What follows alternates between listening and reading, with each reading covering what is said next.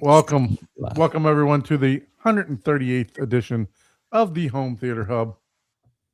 As usual, we always have technical problems. Mr. Ike's camera was not functioning properly, so he'll be joining us soon. So Mr. Ike was not functioning properly. Mr. Ike was not functioning properly. Yes.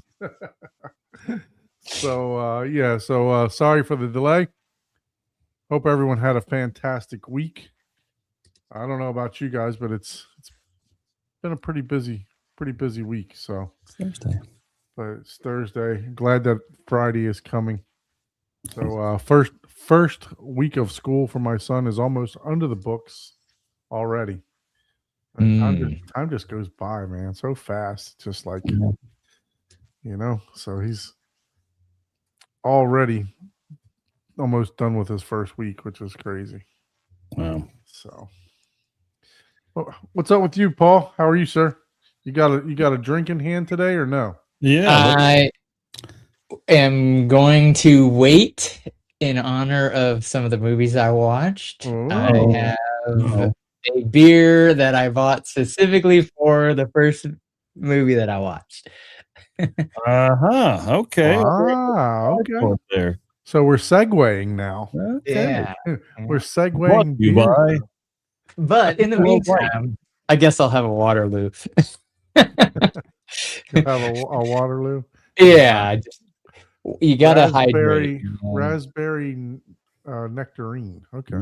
Yeah, nectar of raspberry. Right, nectar of the gods. Yeah, that's a different nectar, but. Well, Mr. Ike is backstage now, so I think he's making some adjustments. Oh. Hey guys, power went out 3 hours ago. Getting a bit warm here. Ooh. Oh man, that sucks. Oh, speaking of that, do you got any updates on the theater design for? We're getting there. We've got this did some adjustments to the screen wall, and I think he's got a temporary setup in mind right now. And I guess I'll see if he wants to chime in. Let me know how much he wants to talk about that. But we're getting there. It's a slow process because he's got to get approval from HOA and things of that nature, and so it's going. Yeah, because he was like going to expand an exterior wall, right? Yeah, fill in an exterior wall, fill in this back porch area. So pretty extensive, addition, and so I guess it just has to go through its approval process. But we've got a good floor plan. We've got the floor plan. We've kind of massaged the interior. Now I can actually start. My next task is just start creating some elevations, like trying to get the look and feel of the room right. Now that I have a screen, I'm updating his speakers again to another set that we're going to put in there. But I'm trying to make it so it's kind of like flexible enough that he can change out the speaker. So if he's listening, I'm working on it. I'm getting there. I'm getting back into the swing of things. He's listening because he said his power went out and it's warm. So yeah, but we're working on it, and yeah, we're getting there. No, it's beyond hot, is what it is. Magic. Yeah, South Florida is like. I mean, the other day I thought I was gonna melt. I stepped out of the house. The temperature was 95, and it felt like temperature was 106. That's how bad the humidity was. It's just really, and we've had heat advisories over the past week. Oh, yeah. 2 weeks, it's miserable. It's like, man. My wife shows me a picture of or not a picture, like a video, like an Instagram of someplace in the mountains with snow falling in a river. I'm like, yeah, I would love to be there. Yeah, I was just that time I was down in Miami pre-wine. Another theater was now. Luckily, there was AC on in the house. God bless. It was cool there. It was cool when you came down. I'm telling you, it's twice as bad now. Yes, it is twice as bad now. Yeah, because I went over to Marco Island, and it was nice. I mean, the humidity was very little. It was really, you came down on a good week, but the humidity now is just unbearable. Yeah. Ike, you don't look fuzzy anymore. I don't know, man. My so-called AT&T fiber isn't acting up, so I even replaced. I got a brand new gateway to swap out the old one that I had. I plugged it in, and then I switched browsers. So maybe Chrome just wasn't liking it, and it looks a little better in Firefox. So we'll stick with that for now. Well, before we get started, if you would like to be a guest on the show, please shoot us an email to home theaterhublive@gmail.com. We desperately need some guests. I've reached out to a couple people on Facebook and stuff like that, but we had to wait until the email rose across the screen. Like, wait, what was our email? No, my brain froze is what happened. But yeah, no. So we would love for you to be a guest on the show. If you want to just submit pictures, we'd be willing to just walk through those and shoot us a description of the room. So please send us some submissions of your lovely home theaters. Could just be a living room theater, could be a dedicated theater.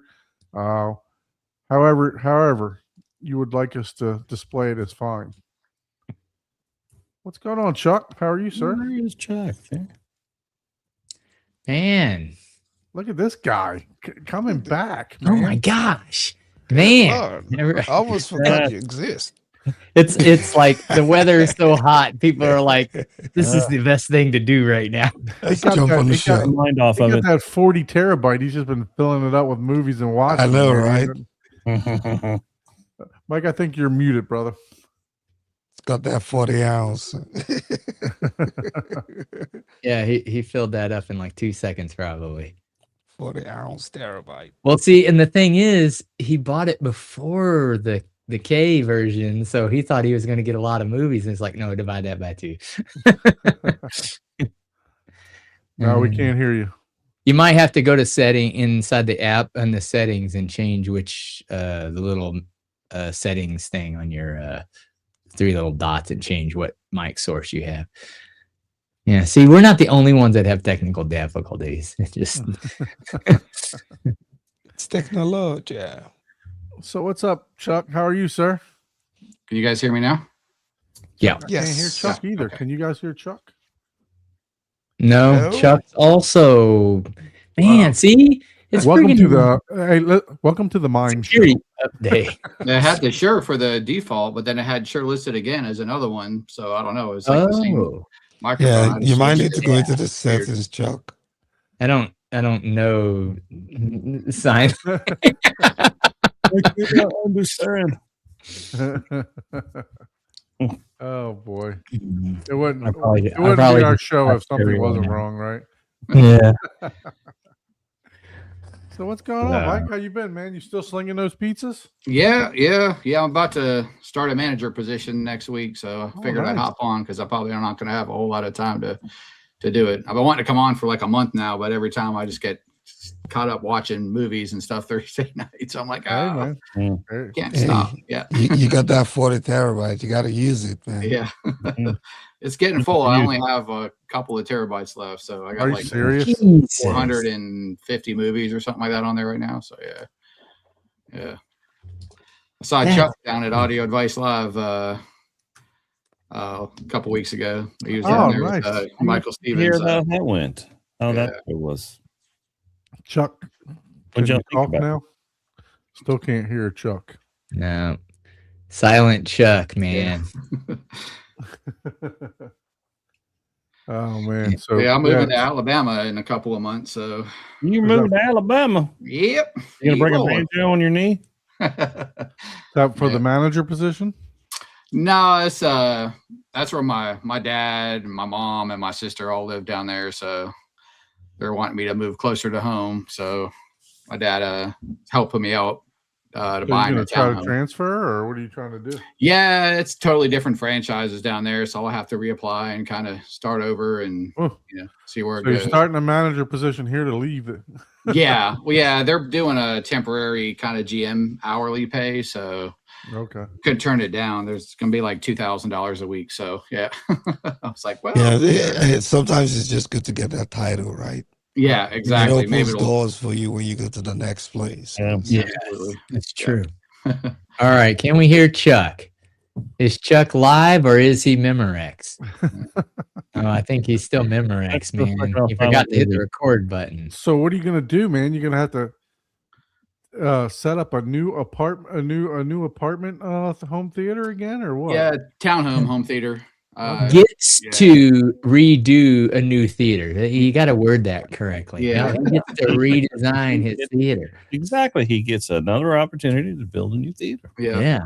I already got some of the stuff planned out. I guess they've got the framing done. So I already got my in-ceiling. I'm doing 6 in-ceiling speakers this time. I'm going to have a whole AV rack that I'm going to house everything in instead of that entertainment center that I have underneath my TVs. Nice. Yeah. So Magic says where in Alabama? I think he lives on the Panhandle, like down the bottom. Alabama? Oh, okay, near Mobile. Yeah, I'm going to be in Birmingham.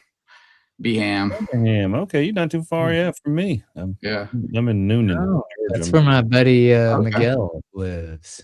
Oh, nice. Yeah, it's a nice area. I grew up there from like 6th grade through college, I guess. So, or a year of college. So definitely familiar with it. My sister never left, and my dad and my mom left for his job, and I left as well. So kind of a little homecoming, I guess. Well, that's cool. That's cool. Yeah. So how long have you been where you're at now? Raleigh, I've been here since 06, so like 20 years. Oh wow. Yeah. Wow. Yeah, longest I've ever lived in one place in my life. So yeah, this apartment, I've been in this apartment for 15 years. So yeah, longest I've stayed in one place for. So can you hear me now? Yeah. Yeah, A little faint, but we can hear you. There's a lot of echo. Yeah. Oh, that's weird. Chuck has never had problems. Yeah. I don't know why that is. In this corner, weighing 165 pounds. And in this corner, we got the Kaleidoscape K pricing in at $1 billion. And Now, hold on, let me hear. Minnesota. I just put his Can you hear me now? Is that better? echo cancellation. There you on. go. There you go. That's Yeah, better. help. Yeah. Yeah, much better. Okay. Yeah, I put his echo cancellation on. All right. Well, I think after 15 minutes into the show, where we're supposed to be, we're finally ready to go. Thank you for hanging on. Thank you for experiencing our technical difficulties with us. Something was wrong last week. You guys all sound completely fine. Last week, everybody sounded really quiet. It was a little weird that everybody sounds great today, but yeah, last week I think it was something with StreamYard because I mean, that's you guys are saying I was quiet, and I mean, Yep. even now I think I'm loud, but I think it's it was something weird last week. It was Yeah, definitely for something sure, in them for sure. in them with them. Abe, your camera's looking good, man. I like the setup you got now. Yeah, thank you. Yeah, same setup. I just moved the lights a little bit every time trying to try new things, but other than that, same setup. I'm getting very soon going to buy my Sigma lens, which is it's a f1.4. Yeah, Nice. yeah. I want to see what that Going does. for the mega bokeh. The 30 millimeter, or which one? I was going to go with the 30 or probably do the 50. Yeah, I was gonna say Ooh, 30 or that's gonna 50. be super zoomed in. No, but the 30, yeah. I got to pick one. Maybe I'll do the 30. I'm not quite sure because I don't know what this is what I have about right now. Because you have a full frame camera, right? So that's good. Mm-hmm. Yeah, nice. Yeah, I'm not sure. And I can't afford both, so I had to pick one. So, yeah. Well, as it is, I was putting it off for a while, but I was like, okay, I'm ready to get it because I really want to see how dramatic the difference is. And from everything I've read, it should be. Can't The lighting is everything, man. Can't you Yeah. just rent one and see how it looks, or somebody else that might have one, so you can Yeah, because right now I'm running F4 with I'm running F4. Yeah. Here's plenty of light to run F4. Yeah, here's the difference. It would be like this versus this. So here's 1.4. Here's 4. Yeah. 1.4. Yeah, I got an ISO 400. but it's the light meter's coming in like negative 0.7. So I'm right around. Yeah, the light. Yeah, you'll be able to do a I lot can more. drop my Welcome to the camera hub. Yeah. That just sounded really wrong, but Yeah. Yeah. Yeah. Favorite Thursday podcast? Aren't we the only podcast on Thursday? I think. I know, right? I don't know if I There's feel good others. about that. Yeah. There's got like 20 other way more That was a interesting. backward home compliment, theater. I think. Yeah. Like, I can't blame you. I can't blame you. Yeah. It's a bunch of shenanigans and a bunch of nobody's up here, right? Shenanigans. Yeah. Oh man!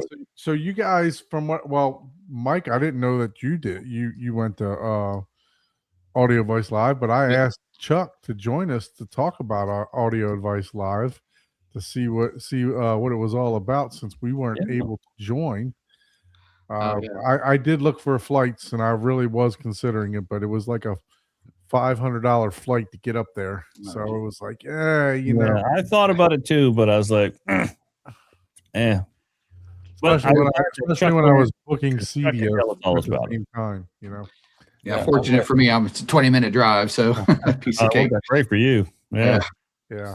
Yeah, Well, quite, let's I see never what remember Chuck the thought name of about, that see what flight. Michael thought about, because I am interested to hear what you guys thought about it, because I heard some feedback from some of the guys I know who were vendors there, but I'm kind of curious what from your perspective what you guys thought. Yeah, so I think we saw on the map that there was like 6 home theater setups. Was that correct? Yeah, I think so. Yeah, that sounds about right. Yeah. Let's pull it up and see.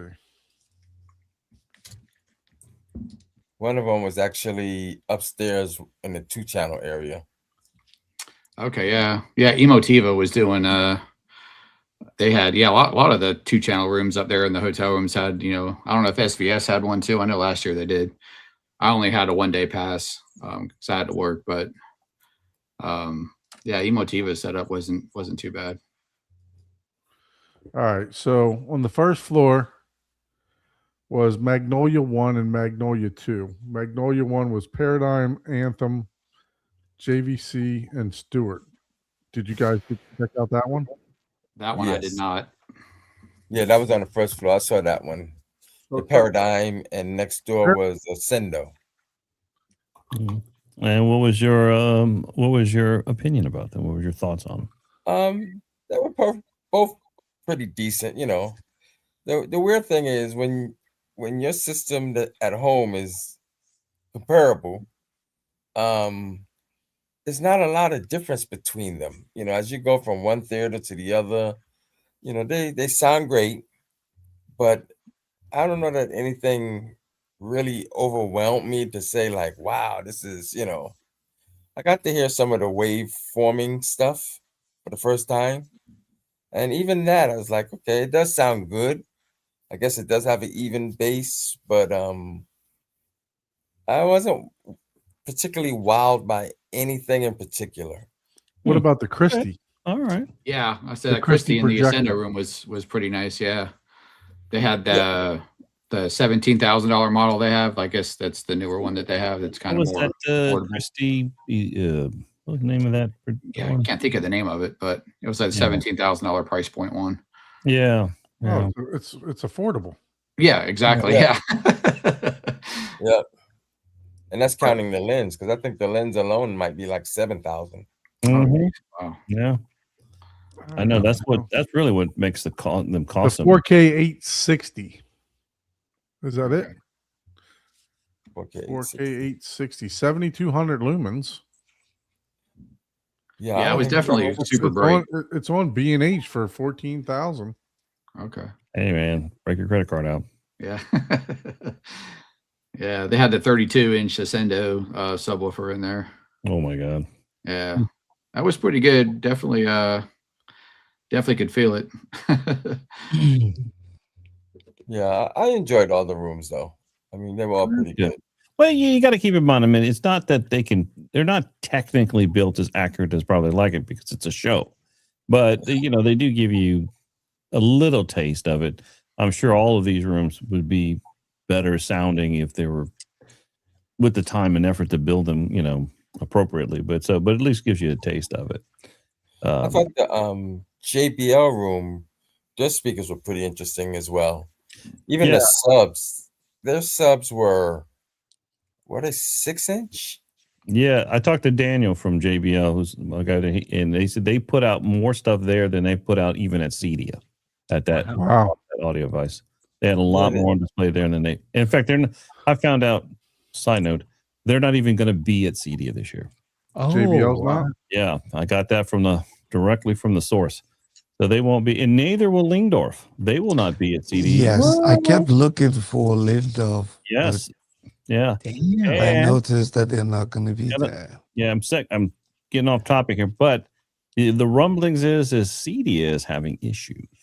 Oh. Yeah, I mean, well, CEDIA is super expensive. I mean, for someone to set up a booth. Well, that's the problem. A lot of the vendors are not happy with the management company, and they're probably not getting the return out of it. You know what I mean? They go there, they spend 50 to 100 grand or to set up hundreds of thousands sometimes to get those booths. To be made, some of the vendors pay. Wow. Because like I heard like an internet drop alone is like $10,000. Yeah, I think LG is not going to be there. Wow. Oh, what?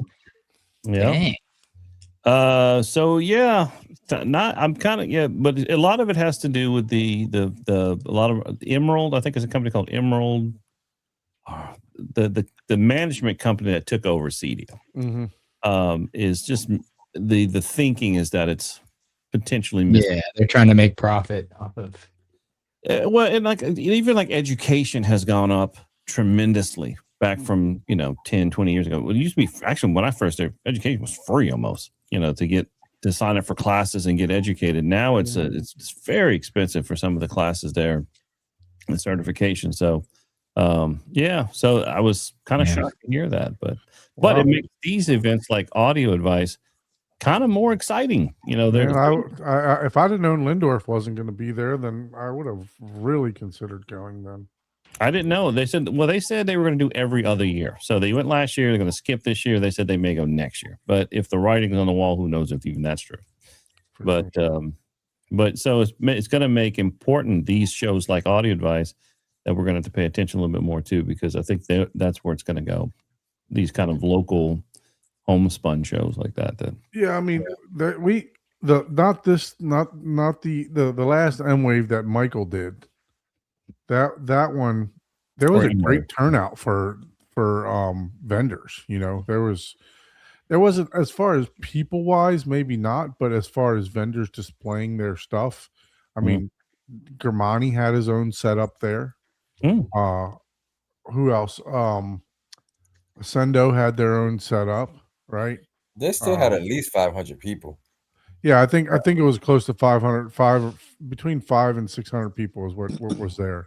Yeah, between the 3 days, But when you go to a place like this at CEDIA, there's thousands upon thousands of people, So, and I think what I like about this Audio Advice show is that, and Chuck, you probably saw, they open it up to the general public. I mean, it's not just the industry; it's right. It's the general public, and they get to get excited about all this stuff too, which I think is great. That it's open to that. Yeah. So let's go through the rooms real quick, Chuck. So you saw the Paradigm, which you should be pretty familiar with because you switched from Paradigm, right? Yeah. So it sounded good, and they actually used their cheaper speakers. The whole room with everything in it, I want to say was about 16,000. Wow. And that's with everything in it. An entry level room next to kind of more advanced room. Yeah. They had the premium. I forgot. I think the line is called Premium, which is under the Founders. And it did sound pretty good. And were you able to get into the Magnolia room, the Magnolia 2, Trinoff, Ascendo, Christie, and Stewart? The one right next to it? Yeah, that was the Ascendo room. Yeah, I call it Ascendo room. Okay. That was pretty good as well. They had their waveforming in there. They had the 33. Was that the one with the 33? Yeah, the 32. I think they had the 33-inch subwoofer in there. So the square ones. That was around. It was round? It was just one big one in the back. Up front, they had like 4. I forget which I size think they there were were. 16s. I think were they 16s or 18s? They're probably 18s. They Okay. have 4 up front, 2 in the back, Dang. and the 33. Yeah. And they were doing waveforming. So maybe there was 4 in the back as well. Because a lot of them were covered. Yeah. Yeah. But that room, like I said, that room sounded pretty good as well. And I'm pretty familiar with the Ascendo sound from Benny's room, because I think they had the same speakers. Oh, okay. Same, that Benny had. So the JBL room, I was surprised at their subs, because I never saw subs like that, where there were an array of 6-inch subs in one box. So there was probably like 6 to 8 subs, 6-inch subs facing each other, and on the bottom was a little hole that the sound came out of. The hole was probably They were the in-wall ones. they had it behind the screen, so it's hard to see. But yeah, they might. I'm not even sure, because they were behind. All I could see was the little hole on the bottom under the screen, and the hole was probably like 8 by 8 inches, because you couldn't actually see the cones, the woofers. I think they faced each other, or they were inside the box, and all you saw was the little hole where all the sound comes out of. But like they put out a pretty big isobaric sound or something. Yeah, So- check that out. Yeah, so one sub, I mean, what did they have? 4 in the front, 4 in the back, which probably equaled like 24 6-inch subs, when you added them all up. Dang. Yeah, my JB guy told me they had introduced a lot. They showed a lot of new stuff there. Oh, He's that going might be new. And the Atmos speakers were pretty interesting too, because they were square, a 2x2 square with 5 speakers in that 2x2 square. Oh, I think I know which one it is. Yeah, so it's like a 3-way Atmos speaker. Yeah. I don't know if they have that one on the website though. I know what They I know what you're probably talking about. do now. I think they He do. did say they showed a lot of stuff that's like they have in the European market that they're bringing. Ah, I think it is on the website though. Oh, is it? okay, Yeah. I'll I try don't that. know if they got a heading for Oh, did you subs. see the Everest K2s they brought there? Who is The that? big monster towers. He said they showed them there. Yeah, those were behind the screens. Oh, okay. That's where they put them. So they had 3 of those behind the screens, and then they had their architectural on walls for the Oh, okay. rest of the base layer. Yeah, that's cool. You keep going. These look like Ys, like they're angled. Yeah, Yeah, but these are not them at all. These are the Yeah, these are all the synthesis. That's the synthesis one. Oh yeah. Yeah, I those like are the not. They didn't have SDL any of those my there. favorite. The ones that they had looked like a line array type speaker. So it's none of those. So that's like yeah, that might not be the synthesis line. That's Yeah, it wasn't the synthesis. Yeah, I'm not sure. Let me see. Do I have any pictures? see. Yeah, I think they're probably those ones that Jonathan has, No, oh, let me turn my brightness down. Where's my settings? See if you got some pictures. Display. Oops, too much. You know what? I think I got Jonathan's room on my drive. Let me see. I don't think they're Jonathan's either. You don't think they were Jonathan's? No, those are the CBTs. Those are not. He's talking about like an isobaric design where the subs are in an enclosure. See, that's the ones that were behind the screen. Oh, those are just line arrays. Those aren't Yeah. subwoofers. Okay. They're not facing each other, are they? No. Let me see if I No, see the those name aren't. of The them. subwoofers are They different. call it Those- statements. They're called statement. Is the name of them. Oh, okay. The statements. Yeah, those. That's what was behind the screen. That's not statements are Martin Logan, I thought. Was that Martin Logan? Oh, you're right. That is the Martin Logan. That is the Martin Logan room. Yeah, that room, those That's the one speakers that are had those ridiculous. subs I was talking about. What is like a bunch of them inside the box with a little hole on the bottom. Yeah. Okay. Yeah. So those are the Martin Logan subs then too. Right. Yeah, that's right. Okay, that makes. I was like, man, I can't find those for nothing. Yeah. Yep. Yeah, that was the Martin Logans. So what did the JBL? What did those? Yeah, so maybe those were the ones because a lot of them were hidden. I don't. So how did those statements sound? Because I'm obviously I have Martin Logan's, so I'm very interested in those. They actually sounded pretty good. They actually sounded pretty good. That Like I room was said, ridiculous. I was impressed with the subs. Yeah. Knowing that they were 6-inch, only 6 inches. Oh. But like I said, one sub has at least eight 6-inch subs inside the box, but you can't see the woofers. Oh, was that Macintosh? Wasn't that the Macintosh room that had the 6-inch subwoofers that were all in a box? The Martin Logan room, they had the 8. They had the waveforming. That was a big open room with the Martin Logan. Yeah, you're right. The Martin Logan room had the dual 15s. Yeah, they had the I'm subs mixing all all the across the rooms up floor. now. Yeah. Yeah, these statements aren't cheap. Those are the line arrays. Yeah, 25,000. Yeah. 25,000. They had those behind the screen, and then they had their regular architectural, those right there. Yeah. On the taller ones on the rest of the bed layer. Yeah. Mm.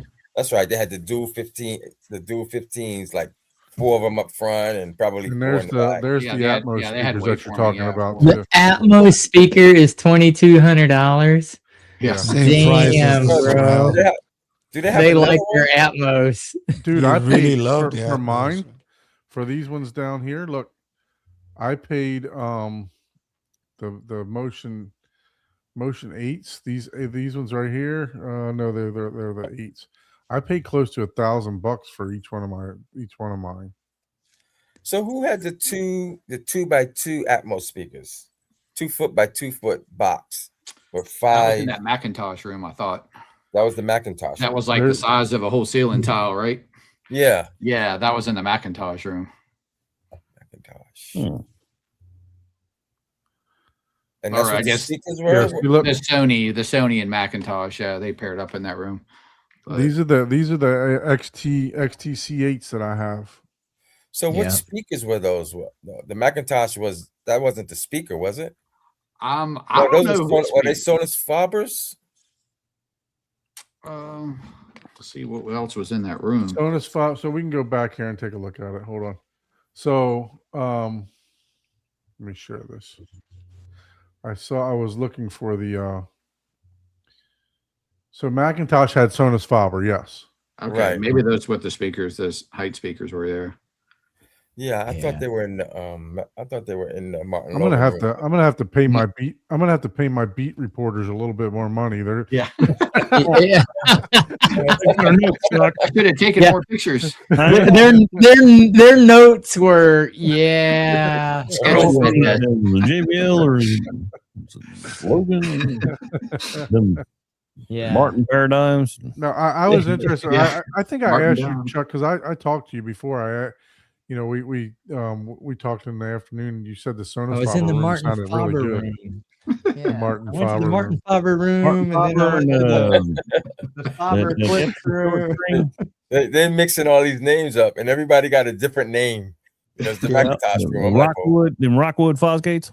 The Mackin clips. So the Sonus Fabers, I'm interested. Were they in walls or were they towers? The Sony Faber? Yeah, with Sony, Macintosh, Stewart, and Kaleidoscape. they were. It was on the third Sony, level in the Macintosh. corner. Yeah, I remember that room. Yeah, I can't remember what the. I think they Mid were level on. I players think were. they were on walls. I can name that new tune in 3 notes. I do remember those in ceilings though. Those were like freaking huge speakers. I was like, oh my gosh. Yeah, they 2 had by like 2. five woofers in them. Yeah, Four around and one in the center. Dang. that Sony. They had the Bravia 9 in there. I was pretty impressed. I mean, real cinematic looking, not super bright. Don's Um, not looking at the chat. Max giving you Macro Proxy remembers all the stuff. He's Here we go. There we go. yeah, Oh. he's I'm reading over here, but I'm just Oh, letting it all right. letting it happen Yeah. naturally. You know, I This expanded. guy still has a memory.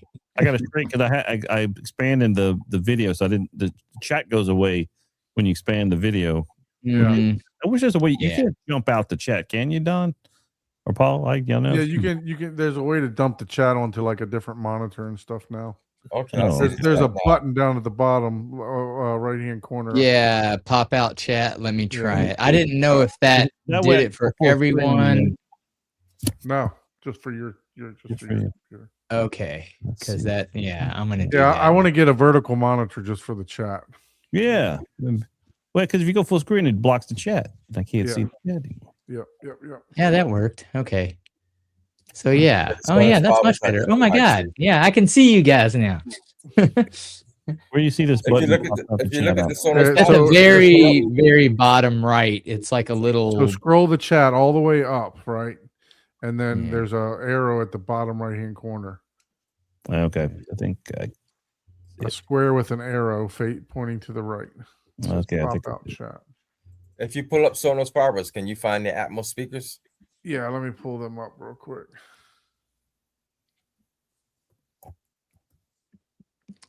Yeah, I But got. now all we're of looking at it. Now we're still looking at this. Yeah, I'm pretty bad. I don't pay too close of attention to some of the stuff. I'm just like, ooh, let me go hear this and see what this looks like and hear what it sounds like and just kind of check them out, get a brief, Ooh. I love Sonos Faber the way they look. Just something about them are just gorgeous, man. I love the ones that use like the it's like a corded grill or whatever. So awesome. Yeah, Let's they didn't see. have those. They Custom. had like an on They're wall. probably custom. And 17K for Atmos Oh, wow. speakers is just wow. Why? Damn, bro. Yeah, Yeah, I there they mean, are, yeah. come on. There it is. There you right go. in the middle. And I don't know if they had the ones or the 10s. Oh wow, 10-inch in ceiling. Those are the Atmos speakers. Oh, wow. Man, I'd love to hear this one. And No, I mean, yeah, the that was really Arena good. the 2s. Arena one is that what it's? That's the one y'all were talking Arena about. 1 and Arena 10. Yeah. Yeah. Ooh. So they're like a 3-way Atmos speaker. And then those Arena 2s were the kind of I don't know which, because there's one above that Arena, but those were the ones that they were using. There's a 5. Yeah, there's a 5. Yeah, they might have been using the 5s and the 2s. It looks like using these are all subwoofer? sealed back, right? Yeah. Wow. Dang. Yeah, they got them hanging on a black curtain, so you almost miss them. Oh, and that looks like the subwoofer. See that subwoofer right there? balanced one? The Arena's S1, S15. Oh, yeah, there you go. See how the woofer is inside? Yeah. Mhm. Yeah. They're Ooh. facing each other, and then if you go up, there's another set, another. So there's like I don't know how many is in there. 8. Because Yeah, it looks like it's there's another modular. company that So. does the same exact thing too. Yep. I can't remember who I saw it on a video where somebody did a home theater tour and they had kind of the facing just like that. Yeah, that thing put out a lot of bass. Yeah, it I, did. I was amazed for 6-inch woofers how much bass was coming out of those. Yeah. Yeah, that's crazy. Well, I've always felt multiple smaller subs can do an amazing job if you do them right. Oh man, you can get a lot of SPL in the car audio Actually, I'm days. saying 6 Yeah. inch. They said it. Oh yeah, 6.5. 4 6.5s. Yeah. Yeah. Like Paul, I was saying just right. That's where it comes from, the car stereo days. Yep. You could I use- remember, man, you could get, it's all about surface area, right? And if you could get more 8-inch drivers than because that's the decision you got to make, right? Like depending on the driver, a Mhm. 12-inch may require 1.5 times the space per inch versus a 6-inch driver may require less if it's designed that way. Not always, though. Sometimes, especially different manufacturers, a 6-inch could take as much as a 12-inch sub requirement, But if you looked at it and based on the cubic airspace you had available at least in a vehicle, right? That's you would do, like, especially with the JLs. There were a lot of people that went with 3 8-inch JL, and oh my God, we're talking, these people are hitting like 150 dB with 8-inch woofers. Yeah. Like it's crazy. Which sells with us? JL Fathoms? You talking about? JL who? Fathoms? Oh, the in the car audio days, the JL, like we were W3. Yeah, we segued to that's kind of all coming from car audio days. Yeah, those designs, you had all different kind of isobarics and all kinds of different designs. JL Audios, they're 2-channel setup. They have speakers now. They were always subs, but they got a 2-channel what do you call that, bookshelf and a tower. Those are the best. Those speakers sound amazing. I like them better good presentation. than what's the one everybody likes now? Is it Focal? Yeah. I just realized that I messed up the stream of the show again. Jessica's probably not even listening now because we haven't gotten to her. No, she's watching Silo now. She's fucking Don and his and his audio advice live. I apologize, Jessica. I apologize. I'm like, damn, we're 40 minutes in, and when you get to the movies, and I know Jessica watches for the movie advice, so I apologize. Paul will fast forward to that portion for you later on. Oh, she doesn't watch. It's live. She has zero interest in watching YouTube. but like I was saying, those JL Audio speakers, they were some of the best speakers I kind of liked, and the very unique. Just came out, right? Yeah, very unique in the sense that it was I forgot what they call that aluminum. It's like a 1-cast system. Yeah, they're like 100 and some thousand or something like that. Actually, yeah, they were like, for the towers were 90,000. Oh, were they that much? The little 90,000. Yeah. The box that you buy, like they got to have some kind of controller box. Yeah, brought them up to Active 100 speakers. something. Yeah. I think Now, the was that a shells were about piece? 60. I'm assuming 90,000 a piece, right? I think that was for the pair. Oh, well, that's cheap. Probably for the But like I said, they were the very primacies, interesting. right? Primacies. Is that what they call it? Yeah, that sounds right. They're an aluminum 1-cast die, like the whole box and everything. Even the box, port. The port is down firing. Even that's cast in. It's all one piece. Damn. And you could take the top off and the whole front baffle lays down to get to the speaker. Get to them. Mm-hmm. It was pretty unique design. Wow. Yeah, And, I was looking at the speaker here. It shows the speaker here, just like you said. Yeah. The top. Yeah. Okay, I remember seeing the news on that. Yeah. This whole, like Chuck said, this whole front baffle folds down with the speakers in it. And so that's looking. Where's my camera at? That's looking into. Well, hold on. Let me make you. I didn't know if that was like legit. You could do that, or if that was just for like their demo speakers or whatever to have at the show. No, that's like, how. You can just do that. That's just how it is. That's cool. So it's got to be one strong magnet. See, that's what the baffle laying on the ground, and you can see the 1, 2, 3, 4, 5 woofers. Yep. And then I'll show you one kind of looking into with the baffle on the ground. That's looking in the top of it, and on the ground you can see the baffle laying down. So that little blue thing, that's the handle. When you pull up on that, that releases the baffle so that you can lay it down. So if you need to change the speaker, you just lay it down and take the woofer out, put in a new one, and then that thing flips back up, and it's got magnets to hold it in place while you pop it in place. And If I'm paying all that money, you better come fix it for me, man. Yeah. that's kind of in the cabinet, with this. Yeah, that's pretty wild, man. Baffles.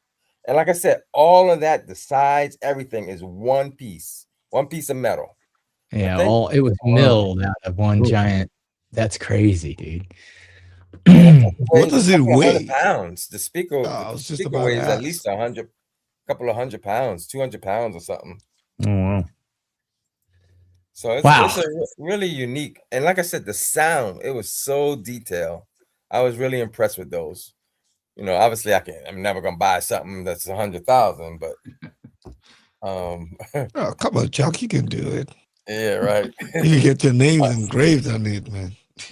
I'm retired. I'm retired, and daycare ain't paying like that. Yeah, that's how you do that. So you're not taking it on any more projects? I'm gonna try and fit some in, and but I'm trying to figure out this schedule thing.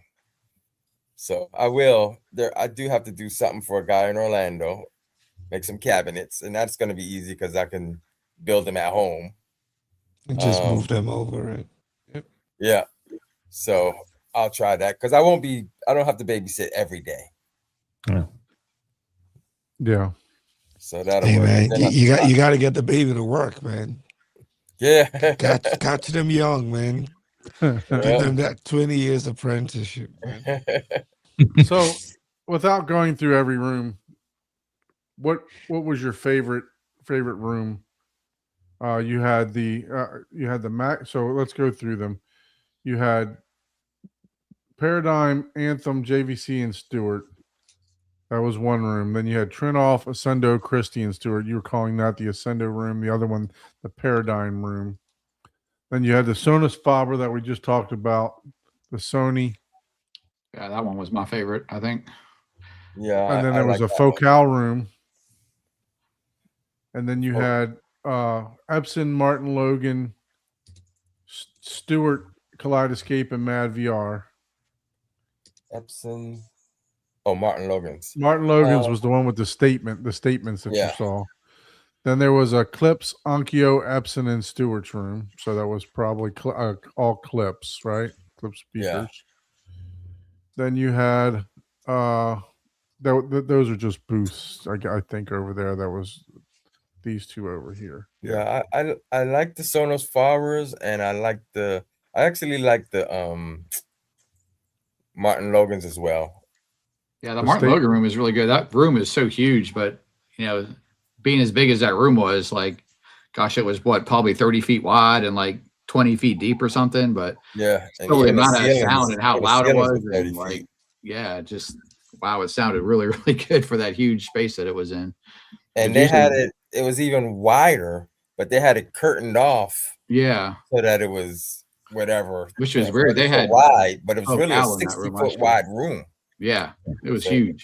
Yep, so it was a huge room. I thought I saw that there. Oh, Lindorf. There it is.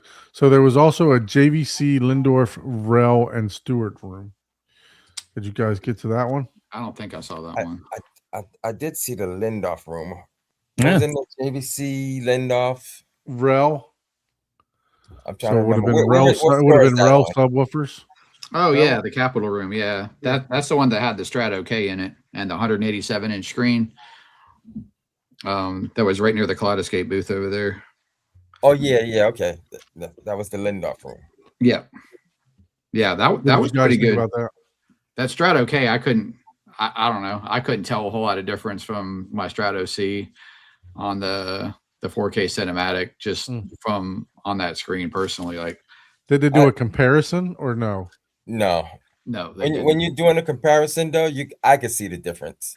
Yeah. I went to Benny's house, and he did a comparison video with the. Oh, Michael. He just used the Strato K first, and he went from cinematic to 4K. Yeah, and there was clearly a difference that I could see. Yeah, and after we finished that shootout, then we started watching from the C player, the Strato C, Mhm. to the cinematic. So the first time it was just using the K player, showing the two, you know, like cinematic and 4K. And then after that, he went from the K to the C, and you can see even more of a difference. Oh wow. Wow. Huh. And I thought the difference was, one was actually the K had a little more brightness to it. When you do side by side, you could see the brightness. But the K also had it was just more detailed. When we just stayed with the K and we went from cinematic to 4K, we toggled back and forth. Yeah. The K version showed a lot more detail enhancement. Like when you look at the edges, you know, everything was just crisp, a little crisper, you know. So I think I was the only one in the room who could see the difference in all of them. Because we did like a blind test. Yeah, we did a blind test where you had to guess. They gave us a piece of paper, and it was like, okay, here's one clip, here's the other clip. Which one is cinematic? Which one is 4K? And I was able to see all of them, you know, and fairly quickly too. So just we we can't not talk about Kaleidoscape, right? So yeah. So Kaleidoscape actually sent out this email about what they're going to be having at Cedia. So Kaleidoscape will feature Strato K movie players powering 3 beautiful demo screens, Terra service along with demo content, taking advantage of its 8K processing power. Strato K offers the 444. We all know that. So demos will be conducted on an 18-foot wide quantum medium system LED wall, which I'm looking forward to seeing that. Yeah, I'm kind of interested. Also, a Sony 98-inch Bravia 9, and then a true RGB 4K HDR for the true RGB 4K HDR, and then a Samsung 85-inch Neo QLED. So yeah, so the booth will also feature turn off audio 16, turn off audio altitude 16 processor with Myers sound, which I can't wait to hear that either, because Myers sound, really. Myers is trying to make a comeback, huh? Well, Myers has been in the commercial space for years, and now they're trying to dive back into the high-end residential. Okay, it's interesting. So yeah, well, shoot, with the price that people are charging for home stuff now, you could buy a Myers system. $17,000 for an Atmos speaker. Myers is like, shoot, we could sell a whole setup. That Bravia 9, that TV is impressive. Oh, really? The Bravia 9 was there, and they actually took the screen off the face of it, so you could just see the lights. The RGB. And they were showing you the difference. So he had a sample TV on the side. I don't know what you call that when that's the one, like the reference type TV. So you could see the movie. But then he had a Bravia 9 2 or whatever they call it, and I think a Bravia 7 maybe. And he was showing the difference, like the old technology, they were all white lights, you know, like just a white light. Correct. And so if it was a scene with the sun shining across the water in the middle, without the panel, you could see how the lights lit up across the middle to make that brighter and everything. But then he had to make us wear glasses, because the Bravia 9 2, those colors, those lights, they're not white anymore, they're colored. So if it's the sun shining on the lake, you know, it's going to be yellow lights. If it's blue skies, it's going to be blue lights, right? You know, blue so backlit, right. Yeah, it was pretty impressive, and it was so bright that we literally had to wear shades, because otherwise the thing would. I was wondering what those glasses were for over there. I thought they were 3D glasses or something. I was like, oh, that's what they were. No, that was so that you can look at those lights. That's how bright they were. I missed that demo. Wow, that was a pretty neat demo. And That I was was, on so- the 115-inch screen they had in there. Yeah. We Yeah. gotta get our we had to get our little kaleidoscope segue in there, but yeah. That LED wall they had in there was really impressive too. It was 110-inch, I think, or something. LED wall they had in there. 110 or 115, yeah. Yeah. And he Yeah. showed one of his panels was I think that's the Bravia 9, is a no glare. So you can put it in a room right next to a window, and it's just a matte finish. You know, there's no reflection on it at all. So he had 3 TVs out there. He had a LED, he had an OLED, he had the one that had a no glare screen to it, and then he had the regular screen where you could see reflections of whatever was, whatever light was next to it. Mhm. And I don't know the prices of those TVs, probably more than I want to pay, but I was impressed Actually, with they're them. not. They're it's like $6,000 for like an 85-inch. It's not horrible, Oh, for okay. the Sony. Yeah. I tell you, yeah, the technology though, the TVs is just amazing. I mean, really. Well, and those aren't OLEDs. The Bravia 9 and they're LED. They're RGB. Right, yeah. True RGB, yeah, which Yeah. is I mean, I still like my OLED, but Yeah. but they're not. It's interesting. It's good. It's interesting. It's a step in the right direction with LED becoming serious competitor to OLED. Yeah, because he showed it next to an OLED. Yeah. He had all 3 of them side by side. Mhm. So he had the OLED, he had the non-glare one, and then the one with the glare. Yeah. So a 65 for the 9 is $35.99. The 75 is $45.99. The 85 is $64.99. And then the 115 is 30 grand. Now, one thing when you're shopping TVs, But the 115 is a panel. At least the one that he had in the showroom. Yeah. okay. It's one of them panel So TVs. when you're shopping TVs, one thing that and I know we've never had anybody on here. I've tried to reach out to Brian Whisper Status a couple times and FOMO. We'd love to have one of those guys on the show, just to cover TVs, right? But when you're shopping TVs, so I was looking at the LG G4 when it first came out. The 65 and 75 used one panel, but then when you went to the 85 edition, it used a whole different panel. So you have to be careful when you're going to the upper sizes and stuff like that, because there was some technology on the 65 and 75 that wasn't available on the 85, and then when they came out with the G5, then they incorporated that on the 85. Now we're already up to the G6, the G7, all that stuff. But yeah, you just gotta when you're shopping TVs, don't think that they're using the same exact panels all the time. So you need to be careful with that. I know with the OLED, the highest they can go up, I think, was 77 in the Sony, where the other ones can go, 85, 98 and stuff like that. Yeah, because of the way they cut the glass, right? Yeah. Mm-hmm. So 77 was the biggest OLED you can get with Sony. So anyway. back to the question: what was your favorite room at Favorite room. Audio Vice Live? Favorite room. Favorite room. Let me pull it back up so you can see which rooms are there. Trying not to be. You're not being paid by YouTube here, so you can be biased. I said the Sonos Faber was my favorite. That was like, yeah, as far as best sounding. I like the Klipsch stuff because that's I have the Klipsch speakers and they had the third generation RP line speakers in there.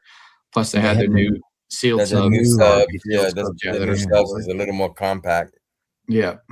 So that was kind of neat. I found that was like the neatest room, but didn't, stand anywhere close to the Sonos Faber room as far as sound and video and all that stuff goes. But they had they use Macintosh as the processor.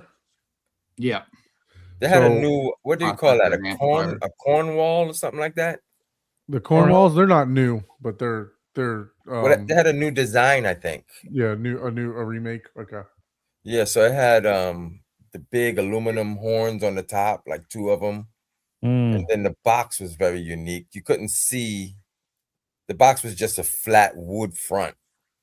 And I think they fired out of the side. I couldn't even see the cones.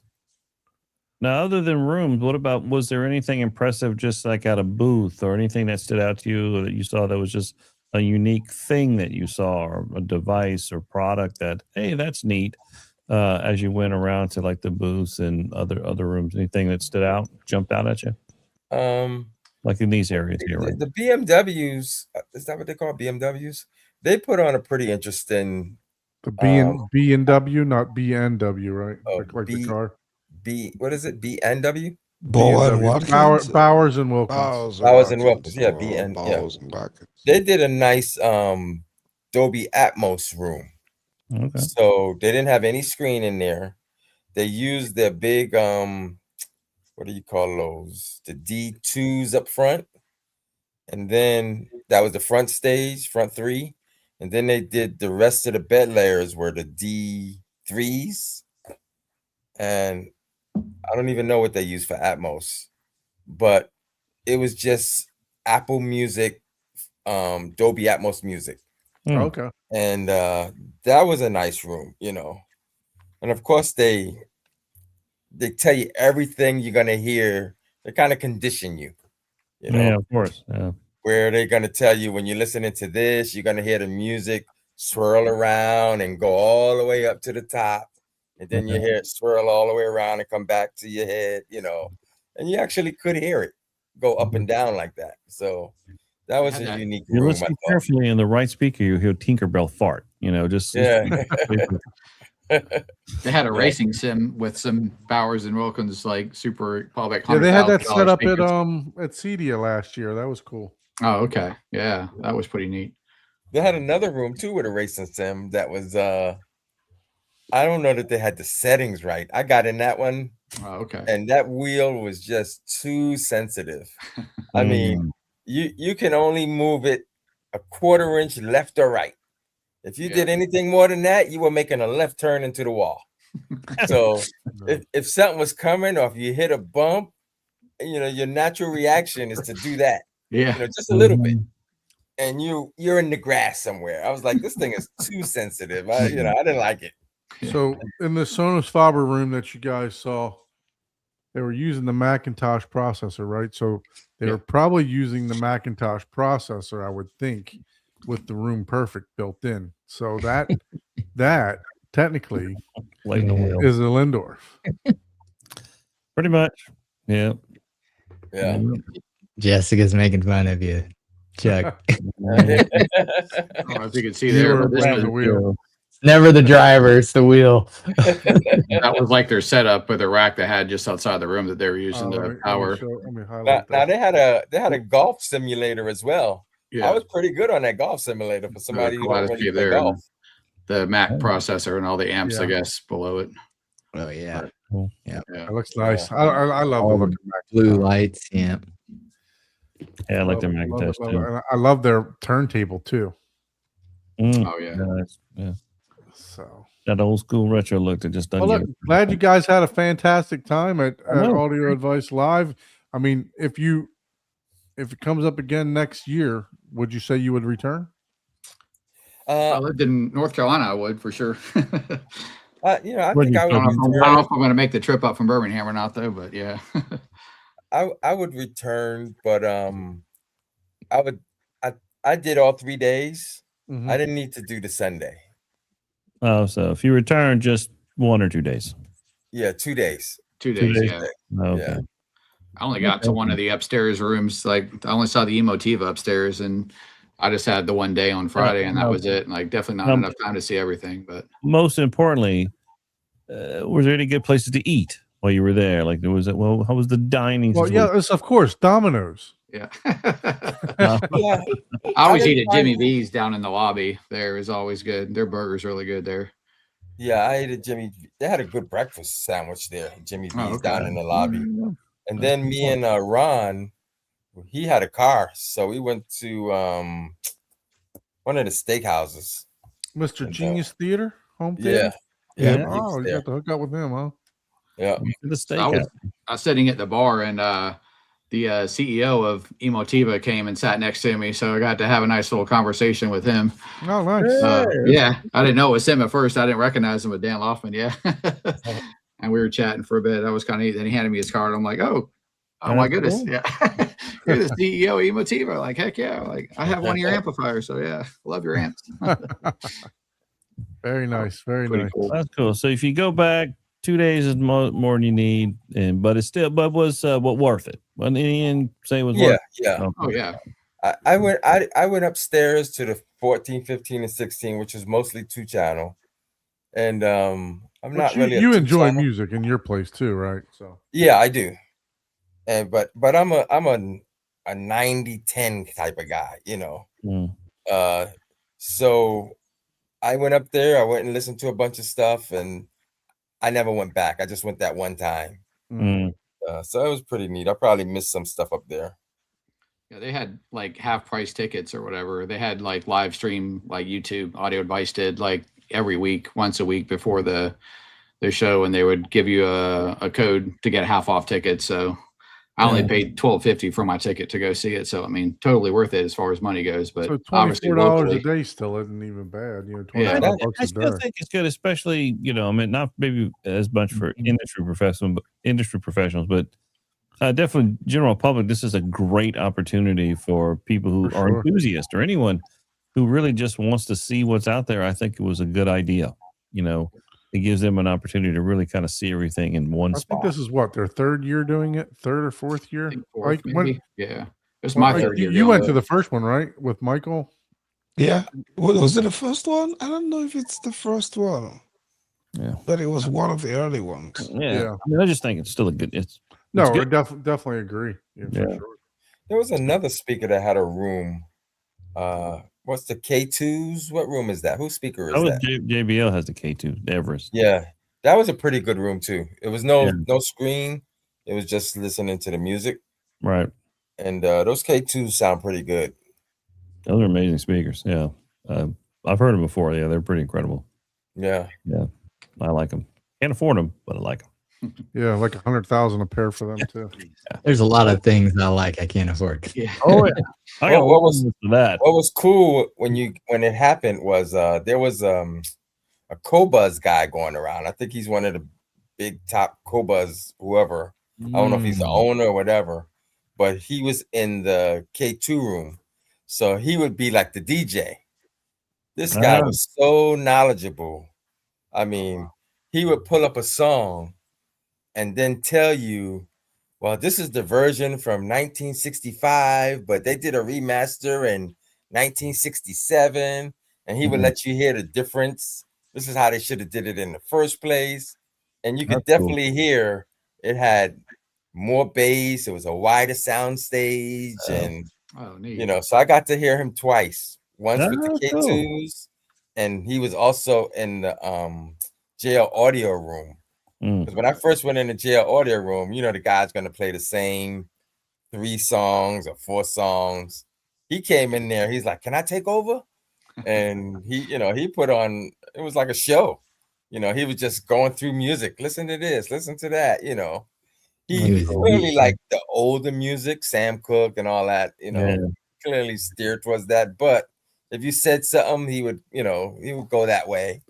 And so I enjoyed him playing the music and just not sticking to, I don't want to say classical, but sticking to certain songs. Yeah.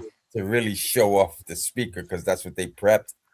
He was like, listen to this, listen to that.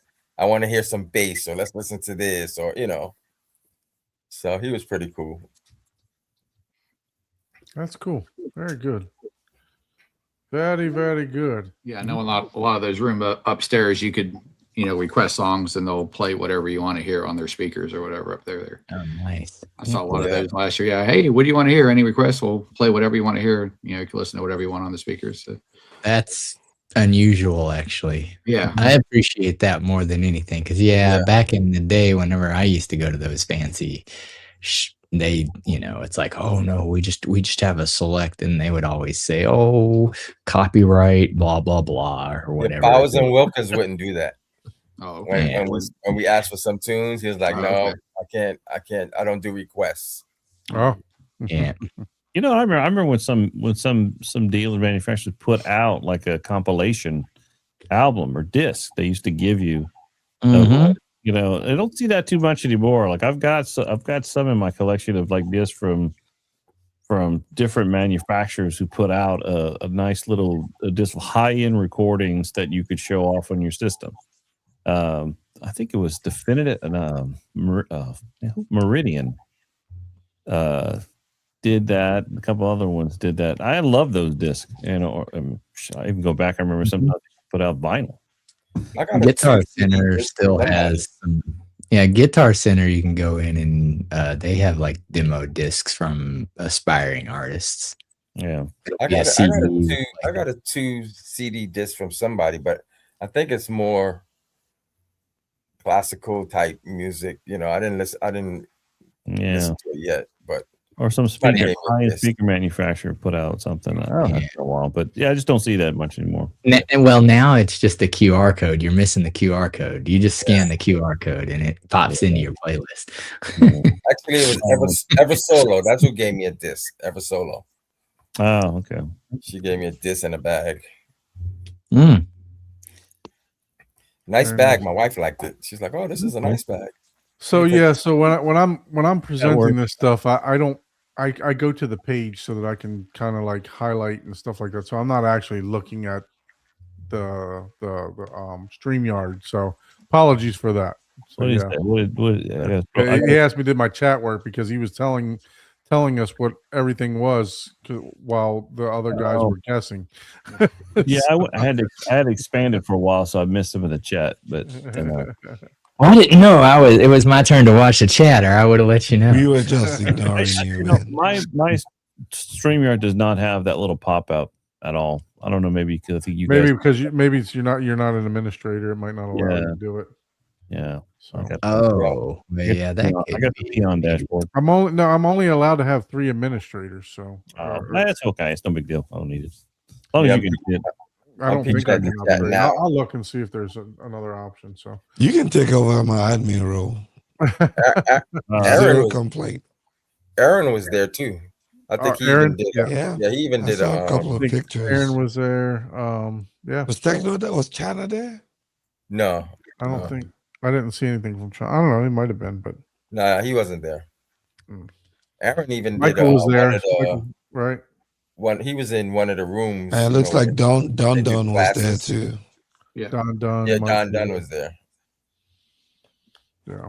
Nice. Well, look, I think I'm going to put that on my calendar for next year. If they have that many home theater rooms, Yeah, I might too as well. I Yeah, may- for me, it was Definitely it's, a previous it's so one. close to see there Right. that coming back and then planning to go to see there would have been Yeah. a challenge. So I probably have to just pick one. Maybe next year, just go there and See, I actually was going to skip CD this year, but then everybody talked about going, and I was like, I guess yeah, I wanted to You know, go. Just I you can't- know, I'm going to go this year because I kind of, now that especially I had all these conversations with several people that I know in the industry of like the issues with CETA, I kind of want to go feel it out this year to see, is it really kind of going that way?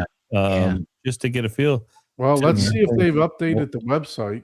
We'll know this year. Yeah, well, which I think is why a lot this of year where you going next hotel year, right? prices were cheaper this year. Because let me tell you, this was the cheapest I'd ever seen hotel prices at CEDIA time this year.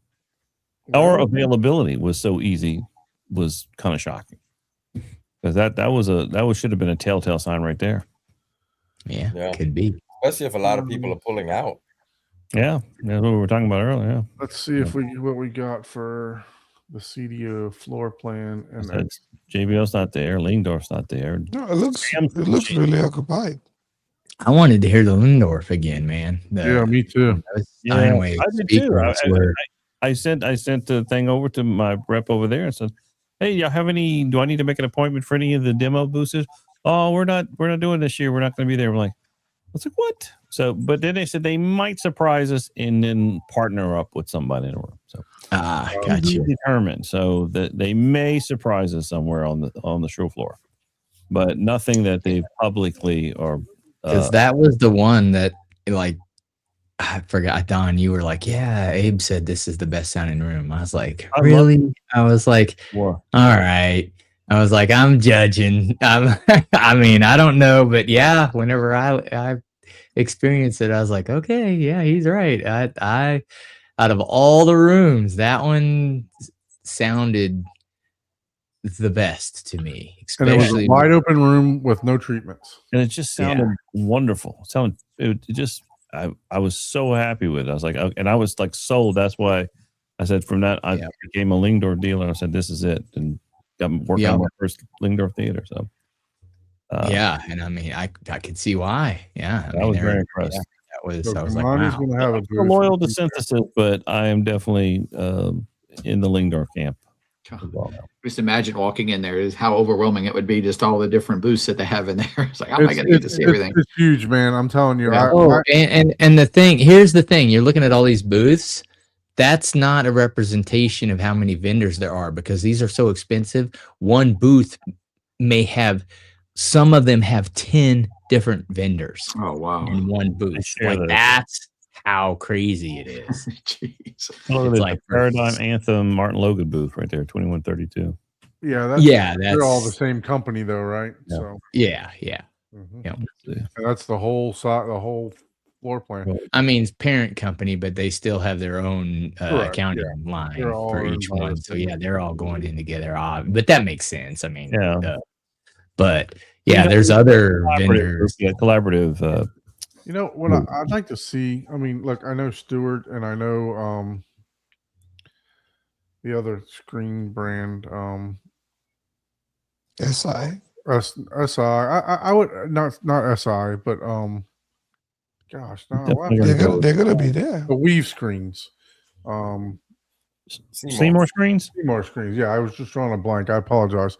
You said Weave. That's the first thing to mind. Yeah, I'd like to see a couple more screen companies too. You know what I mean? Other than Me other too. than those two guys. I mean, look, I'm a dealer for Honestly, I Seymour- want to see. Seymour was not at Audio Advice. It was all Stewart. Yeah, I well, saw Audio that. Advice is a big Stewart dealer. That's why. The Ubiquity is gonna be there. That's one place I want to go. I The definitely want to go Ubiquity. and ask Ubiquity why I can't get a better deal on pricing on their equipment, because they have hardly any margin on their stuff. Even if you're in their channel partner program, the margin is tight. So I don't Sony's know. going to have a sound room, but it's going to be like in the middle. I ran into a guy there who But good stuff. Good stuff. he was telling me, because he asked me about my system and stuff. And when I told him I had a Seymour screen and a JVC projector, he was like, you know what? You should get rid of your Seymour screen and get a Stewart. I don't know what he called it, G something. No, the Harmony. The Stewart G3 or G4 Studio Tech is what it is. Right. That's and what I was have. saying I would have so much more light output Absolutely. by Correct. The switching. Studio Tech 130 G3 or G4 is my go-to screen. It's the one I sell the most of. Yeah, it's because it's that's a the first 1.4 screen, game. though, right? Yes, it's a perfect. Well, it's a G3 is a 1.3. Yeah, I think G4 is I guess 1.4 game. Yeah. But yeah, Wait, what do they have? my Perf favorite and micro screen. perf? Yeah, Yeah. you want the micro perf. You want the That's micro. what I have. You Oh, saw yeah. mine. You saw mine. Yeah. That absolutely is my. I do more. 90% of the screens I do are Studio Tech 130 G3 or G4 micro perf, and you can when you order it, you tell it what projector you have, because they will cross-reference to know what is the angle of the skew. They need to poke those holes based for that for the projector. And you can order any size you want. Pretty much, yes. Yeah. I mean, Yeah, that's another thing he said. He says, you just tell them the dimensions you want it to be. Yeah, I use their configurator every time. I'll custom make every screen that I put for my theater. Yep. But they do have a good selection of like So SI is going to be there. Look at that. stock screens. They're there. Yeah. You can custom any screen you want. Okay. You know? No Yeah, that's the masking, screen though. I got. If you ever want to come take a look at it, Chuck, I only run my projector at 47%. So when you Yeah, he came told me I over, would get 40% more light output than what I have. And I'm Yeah, not I even don't- using my Panamorph yet. I Yeah. haven't even put it on there. Yeah, and I personally, I mean, I understand the idea behind woven, but I have never put a woven screen because I just don't want to sacrifice the light output that I get. And I think as projectors become more brighter, it becomes less important to have the gain screen because they are, you know, well, it's not just the gain; it's also the off axis. You got to look at your off axis when you look at that. When you look at gain as well and color uniformity, those two things are going to be important when you look at screens. If it's a, you know, in addition to gain. So. Yeah, I mean, like I said, as the projectors get brighter, you know, you're 3,000. Before we were only 2,200 lumens, right? In the older days, you know, 22, 2,000, 25. You know, in the last five years, now we're looking at projectors 35, 5,000, 6,000 in Epson. You know, 10,000 lumens. You know, if you got a projector like that, you probably don't need the gain. You're probably going to push around 300 foot Lamberts, which is really good, right? When you got 10,000 lumens shining on the screen. But you know, with me, like I said, I only run my projector at 47% because I don't want to hear the fan noise. So I don't crank it up, and I still get a really bright, vivid image. Now, if I turn it up, I can see a difference. If I turn it up to 100%, but I don't see a 50% difference. I only see maybe a 5 or 10% difference. To be honest, now their screens, I know they don't do masking. So will those Yes, they gray do. bars, huh? They have a director's masking screen. Yeah. In the Stewart? Yes, it's quite expensive, but they do have one. Oh, okay, then I'm not gonna pay the expense.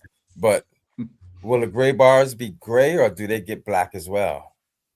So that depends on your projector, right? Well, I got the NZ8. Right. So if you put an Epson up there, you know, you're where your black floor doesn't get as black, you may see them more pronounced. Mm-hmm. However, you can the masking makes a huge difference, even for the Epson. Mm-hmm. Just more so on the Epsons. The masking, once you have masking, dude, you can't go back. No. Don't even think about it. You could go manual masking for a lot cheaper, but some of those director screens, if you're talking about 4-way masking with that, yeah, you're talking 40 grand for now, and then with me a 16:9, what do you call that? Mad VR, that will stretch it a little bit as far as so you don't see as much of the black bar. You can stretch it to full 16:9 if you wanted to. Mad VR. I was going to show you this Stewart calculator that I have. Hold up. Gave me so you can see. So you never know where the show's going to turn. Let me share my screen. Now, can you buy just the screen and then you could just retrofit the material on the finished screen? Their what do you call it? Their system for I think these screens got little eye holes all the way around it, and it takes rubber bands. Their tab. Their system is different. Somebody's got to let me in. All right, give me 1 second. Okay. Because you have the stimulus, right? Jock, the Center Stage XD, right? Yeah. All right. So yeah, that's the same one I have. So for instance, if you give me what is the width of your screen? I'm going to put your exact setup in here. What's the width of your screen? The width I want to say is 130. Okay, so 130 inches. Okay, what is the ANSI lumens of your projector? Ooh, I have no idea. JVC NZ8, 2400, 2400, 25, 24, 2500. Okay, I'll do 2500.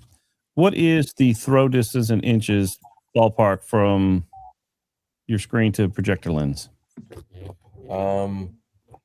Actually, I got a laser. I can tell you. Just ballpark. I would say Say 17 feet. Okay, so 17 times 12 is what? Somebody. Yeah, I don't know. 204. 204. Thank you. Okay, 204. Rain. Okay, Rain Man. Okay. All right. So let's say Yeah, we're definitely, trying to shoot for let's just go average. Theater, home theater contrast ratio greater than 75. Okay. Now if you want THX standards, it's 150. But I'll just go in the middle, 75. And let's say your foot candles at the screen, let's assume 0.5, just to give there's some stray light in the room. Let's say 0.5 over directly here. So that's pretty much a dark room. Okay. So this shows you based on this criteria. This you can measure. You can actually measure your ambient light. Put actual, like say if you want sconces on, measure your foot candles at the screen and at the listing position, viewing position, and then you can put that here. That'll help out get it more accurate. But this will show you, like for here.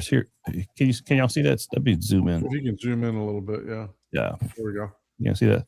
So, for instance, based on this criteria, Studio Tech, 130 G3 shows you, ambient light resistance, edge blend properties, passive free to use. Excellent. Here's what it says. Here's the gain, 1.3. This is what I'm talking about, the half gain value, half gain viewing angle, 80 degrees. So at 80 degrees, you lose half the gain. So at 80 degrees, it's 0.65 basically of gain. And then that's what you're looking for. Some screens, the gain is which means that's a great screen.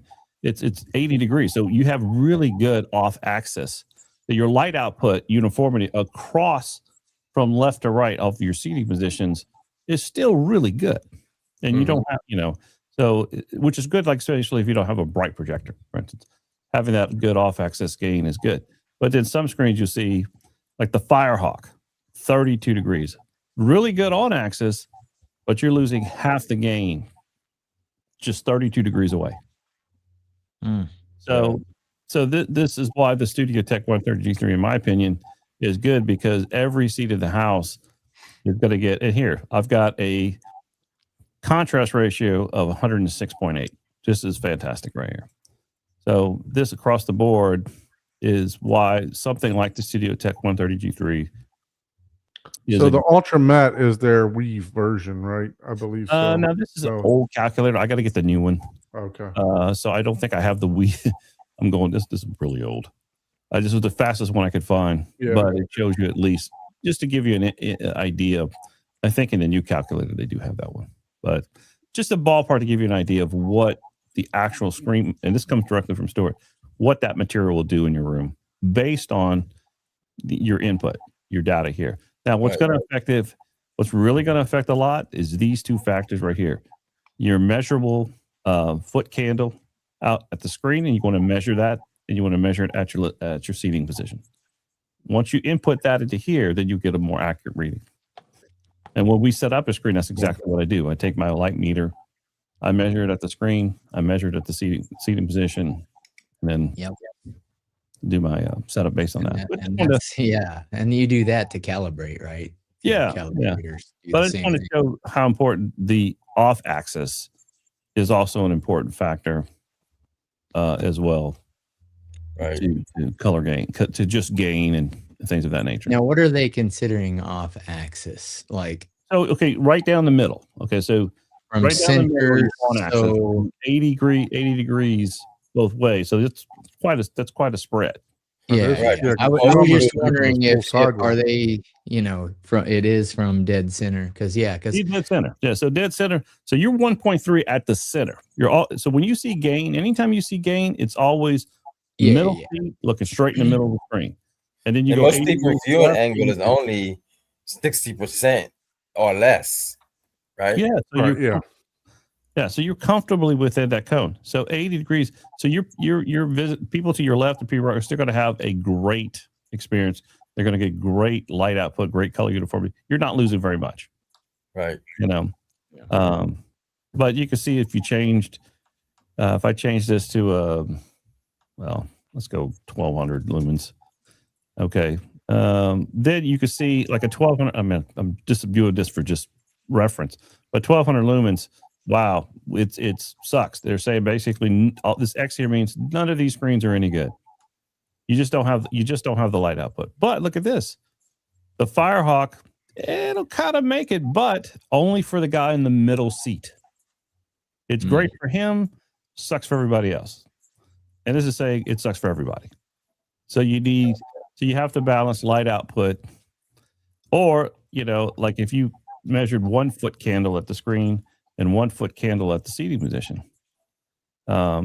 Look at that. Just changing the foot candles here. Look at this. No longer are these good screens. Yeah. So it just helps you. This helps you gauge, some different things. Unless I mess something up here, but yeah, it just helps you gauge exactly what's happening. And I think there used to be some. No, they're not anymore. Okay, but but I just say 0.5. I mean, you got to say there's something. Do they have like a what do you call it? A screen like that? That one you're talking about is 0.1, 1.3. Do they have like a 0.8? Because that's what I think Yeah, your 0.8 is what you are. Right. Yes. So do they have a screen to show you what 0.8 would look like? Well, there's a 0.7 right there. So there's a great 0.9. match. Very hard match. Yeah, I mean, there are probably some newer screens that have popped up since the last time. Oops, this was created. This is probably 15 years old. This Excel calculator I built up, but yeah, and also it changes also for scope. So if we change this to scope, and give me yours, Don. What is the width of your screen? This is probably 12 foot. Or mine's a 160. You got a 160. Okay. I think it's 18 feet wide and 18 64 feet wide. I think so. You sure? 18 foot wide? How wide is your room? Hold on, give me a second. No, it's not 18 feet wide. It's 16 feet wide. So what's 16 times 12? Somebody? Hold on, let me see something here. I got 17 inches. Because I know 150 is only just under 12 foot for 150. Yeah, it's like 11 feet 34. basically. 12 foot or 150 inch diagonal, 16 by 9 is like 11 foot wide. Right, that's what mine is. Yeah. So what do we? So what was it? I'm thinking he can't. Sorry, 14.5 feet. Okay, 14.5 times 12. 14.5 times 12 is 174. 174. Okay, and it's 68 inches tall. Okay, and you've got what's your net ANSI lumens on your projector? Same projector. Okay, and what's your throw distance? My throw distance is probably 18 feet. Okay. He said his height was different. His height was how much? 68? Yeah, my height is like 68. He got you at 74. Okay. All right. So microperf 235-1 scope, 174 wide. There was $189. So you said 189 diagonals. What this is showing? No, he said it shouldn't be. So it's 160. Just type in the diagonal. Well, I can. It won't let me sort. What? Oh, what kind of well, that's probably frame to frame too. So what I'm measuring. This calculator I've been. Put him at 13 feet and see what it changes. Take off 12 inches. Okay. There's 150 gets you close to 150. I ain't got nothing left if you take off 12. Jesus, criminy, bro. Like, I would put him at one. It's 68 height. I know that for sure. Okay, 68 height. So it's just this will go right in the middle. Okay. So it's not. Well, this is based on 235 scopes. You have 240 or 235? 240. Okay, so that's where there's a slight variation. Okay. Okay, no problem. So let's just do it at a 150, 2500 lumen, 216 throw. And let's just say you've got the most minimal amount of, and I'm just being rough here, Today on the Home Theater Hub, Excel. So finest calculators. Video Tech 130 G3, you've got a contrast ratio of 106. Good. Foot Lambert's measured on your screen should be 44, which is good. You want to be in that range. That's good. But only if you had that screen. He does have that screen. He does have that. Actually, I have the Oh, he does G4. have that screen. Oh, okay. Yeah. Yeah. But so, he's yeah, only at 47% 80. brightness, so you got to take that 2500 times 0.47 to figure out what he's running his light at. So is the G4 better than the G3? Look, let me show you this. So, like THX, according to what this is saying, and I got to go into the definitions of this because it's been a while since I remember this calculator. So this is the contrast ratio standards of THX theater, according to the THX standards. Somebody can probably look that up. So as you can see here, it's saying that you do not have enough brightness. You're not hitting THX standards. You're hitting traditional home theater standards easily. But to hit the THX standard, you're going to need more light output. So you got to go to You sat in the theater. It's fine. But like, so like to hit the THX standard, you need at least 5,000 lumens. Yeah, that's your professional Barco and Christie projector. 150 is They massive. want 100. I think they want 100 foot Lamberts. You know, I mean, that's what I'd like to get to is 100. That's greater than. That's contrast ratio is greater than 150. I think your high-end monitors are 120 generally, or like and I got to go back and look at the actual definition. I think and there's a way they measure ANSI checkerboard contrast ratio as opposed to other ways you measure contrast ratio. So this here says theoretical, and I used to have the definitions for all that. I was wondering. I was like 150. Good God, 120 is like. Yeah. So, but basically, to meet that standard, you got to have more output, or you got to control light. So we put 0 here, and then I put this back to 25. You got to put 0.1 for the calculator to work. Like I think I got 0.1. Let's put that. Okay. Let's see 0.1.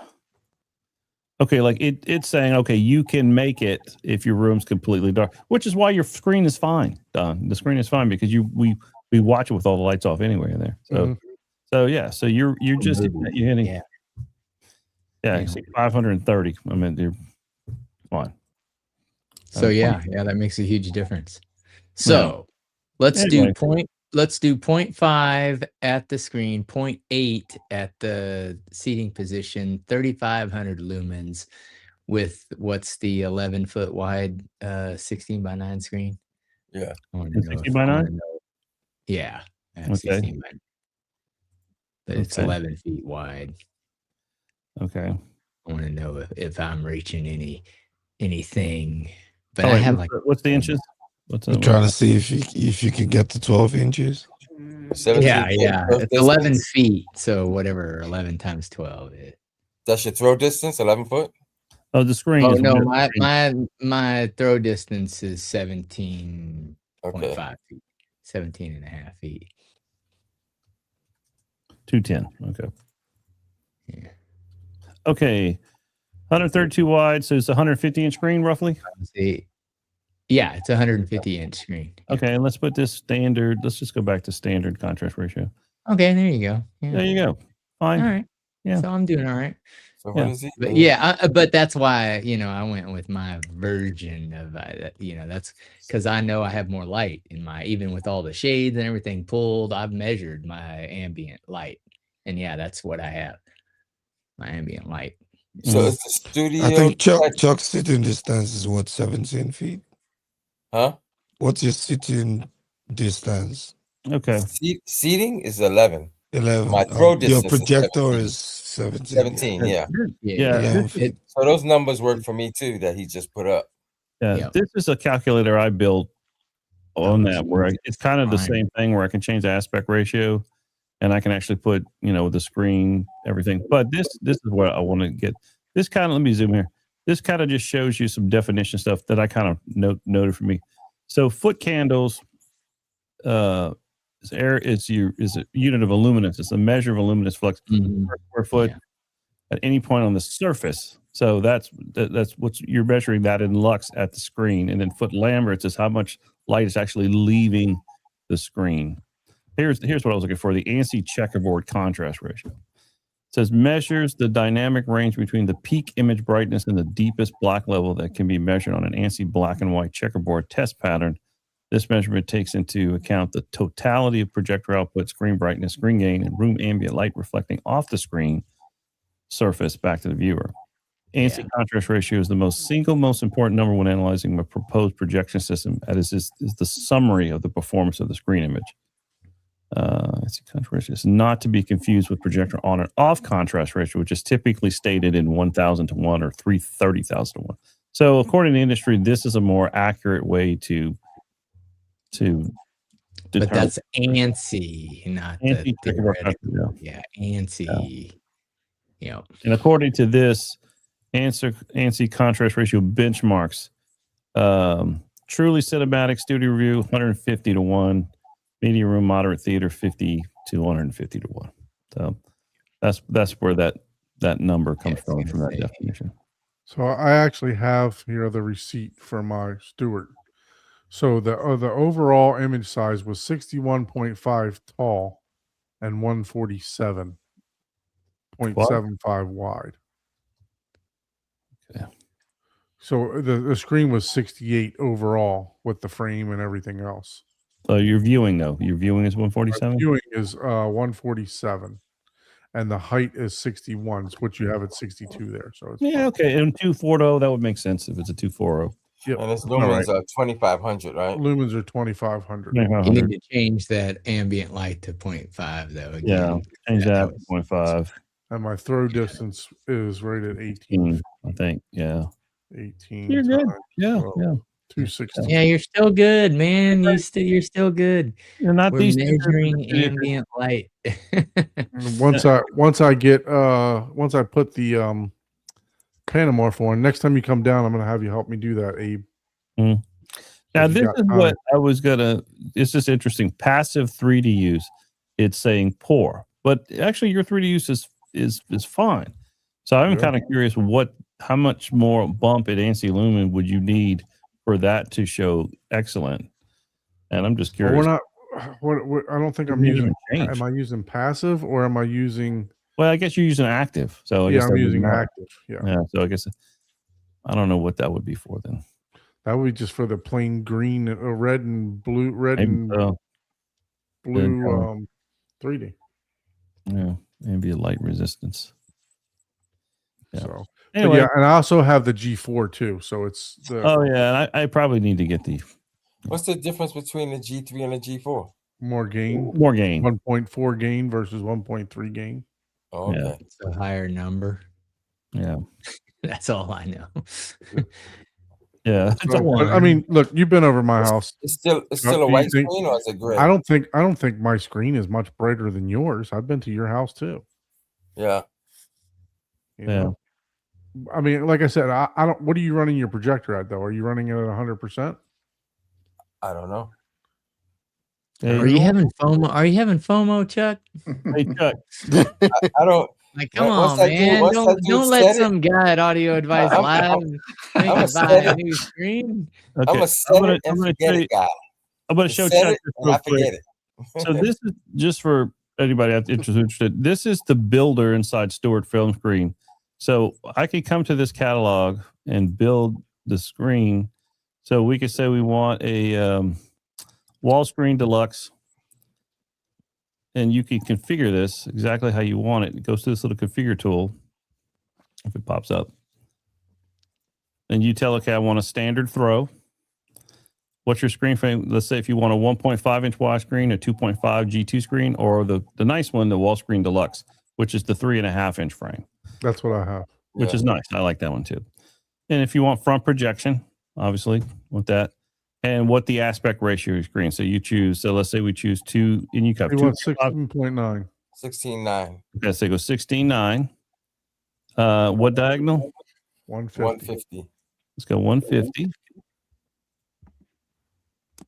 Okay, we definitely want Velvet Velux wrapping on our screen.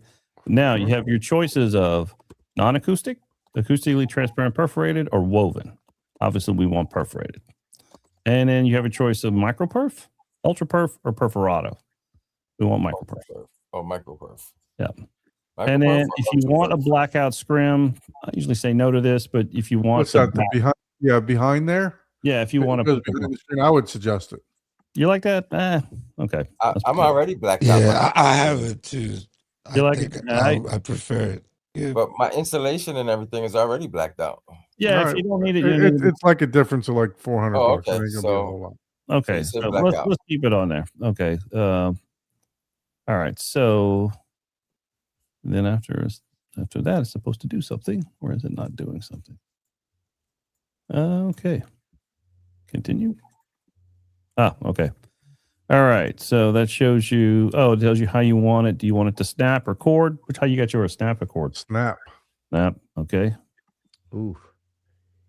All right. Continue. All All right. Then this is what I was going to show you. Here is where you tell it what manufacturer what projector you have. So we go to JVC and you put your projector NZ8, right? Yep. Okay. And so that's going to be important because when the order goes in, they know it's for an NZ8. And from what I understand, I'm talking to the Stewart guys, is that they will then program the pitch of the skew of the angle at which the perforations are made, because allegedly there is some preferences with different projectors. I don't know. It's been a while since I asked that question to them, but apparently there's a reason why that's asked. Does it matter if your projector is higher or lower on your wall? No, that shouldn't matter. Okay. But then here's all your screen choices to choose from. So here's our Studio Tech 130 G4. So the G3 is not even there anymore. It's all G4 now. So the G3 is not even available anymore. Okay. You choose the Studio Tech 130 G3. Then you click your mounting, whether or not it's going to be a wall mount or aperture mount or easy mount, which is basically like a Z-clip bracket you just hang up. Let's just go as a Z-clip bracket. You hang up. That shows you the dimensions of the thing and the cost. So it's $6,700. Oh, that's not too bad. I thought you were What's saying it, like, 64? oh well, I guess that's Well, not that's too not with the with the Yeah, masking. Okay, I was like, wait a There's minute. no You said masking. like 40 There's no grand. Yeah. Well, That's- it can be if we did masking. That's a different screen though. But if we did Yeah, I it would gotcha. probably Okay. double, triple that. Yeah. Yeah. But I just kind of wanted to show you this because that's to let you know that you can get that fine tuned with how you build these screens and exactly what size you want and based on what projector you're using. Chuck, just come over and we'll play around with it and see Yeah. if you see a difference. Yeah, you'll like it, Chuck. I'm telling you, me personally, I have that screen and I don't think that I've been to your house. I don't think you need any more light, Mhm. Yeah. Okay. you know? Anyway, Yeah, I'm in pitch black anyway. Right. And even when I'm watching sports, I don't need to be in the pitch black. For some reason, football and Abe's basketball. been there. You've been to there's Chuck's enough house, light right, Abe? output. I thought it was. Yeah, honestly, I thought it was fine, Chuck. I don't know. You know. Yes. Yeah, you whoever might not we be were reaching the THX, but yeah, do you really whoever need you that? talk to, he's Yeah. technically correct, but it's fine if you're happy with it right now.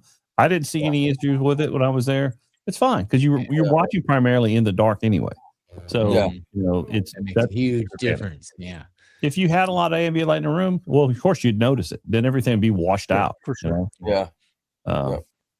So yeah, I'd say yes, he's technically correct. You need it, probably not, but it's nice. I mean, I mean, Yeah. if you want to give me $6,000 to throw in the fireplace, I'm good. You know? No, I'm not looking to spend the money. yeah, Buy Strat okay, man. but Stewart does make a fine screen. I do like. I'm a pro. I will say that it is very, very, very well built. you Very know, well built. From when I put my screen together, it is very well built. You know, And So what screen does Scott have? And welcome to the show, Scott. Oh, yeah. I got the silver ticket screen.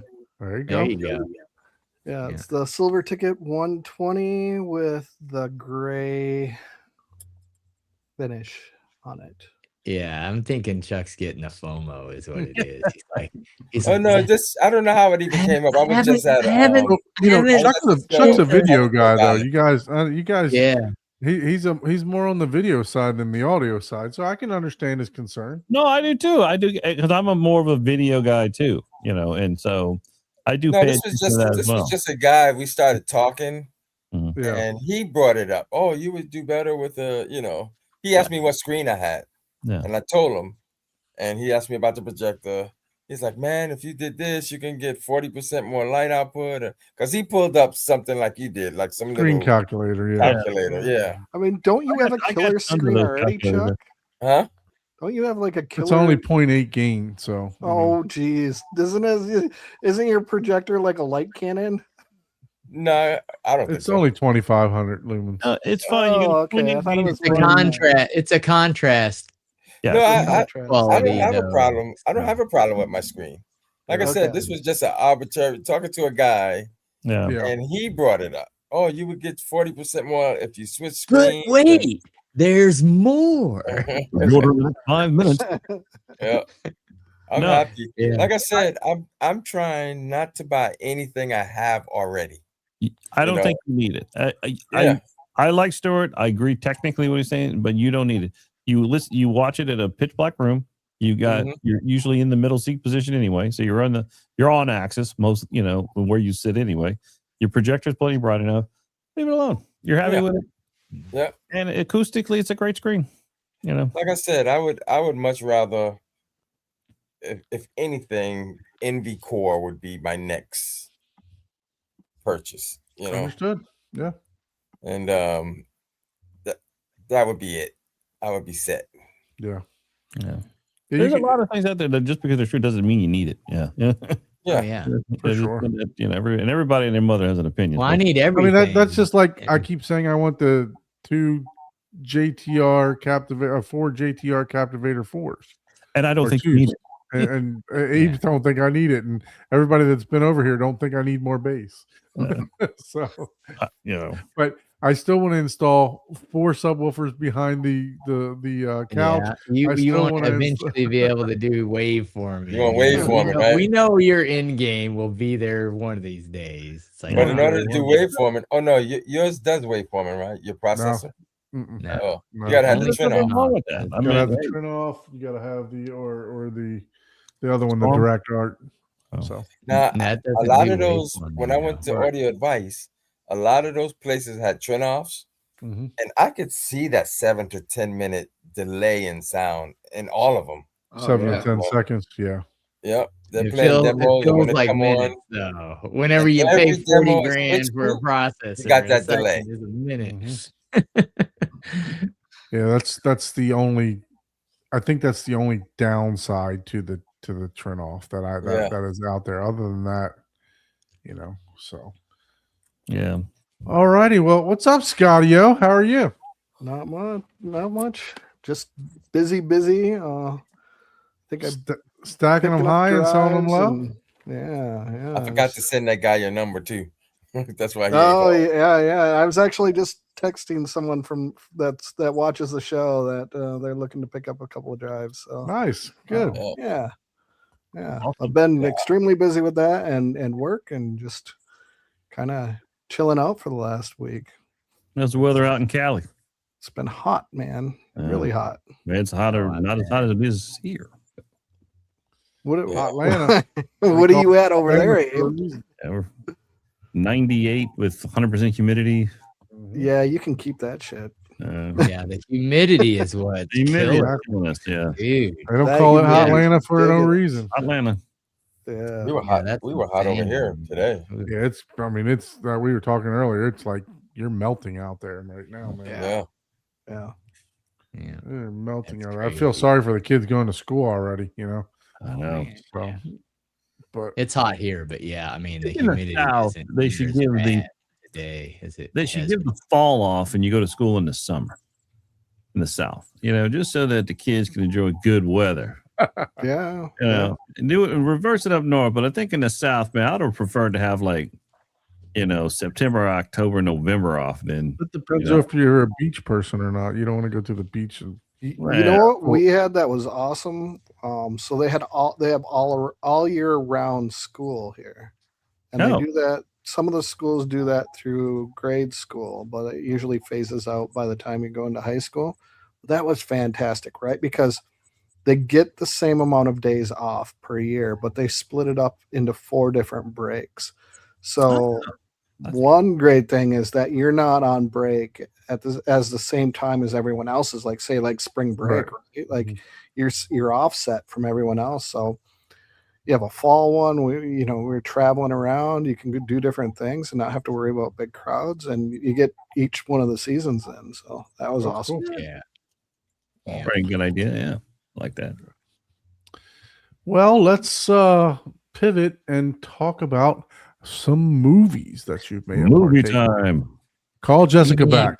Call You mean Jessica back. what? Paging Jessica. Paging Sowers. She is out. You have a telephone call at the front desk. Yeah. All righty. Yeah. So, let's start with our guest that showed up late, Mr. Scottio. Have you been able to partake in any movies this week? I did, but it was an older movie. So Still actually counts. wasn't by my choice. My wife had thrown it on and we watched League of Their Own. Okay. Oh yeah. There's no Yeah, crime. there That you was go.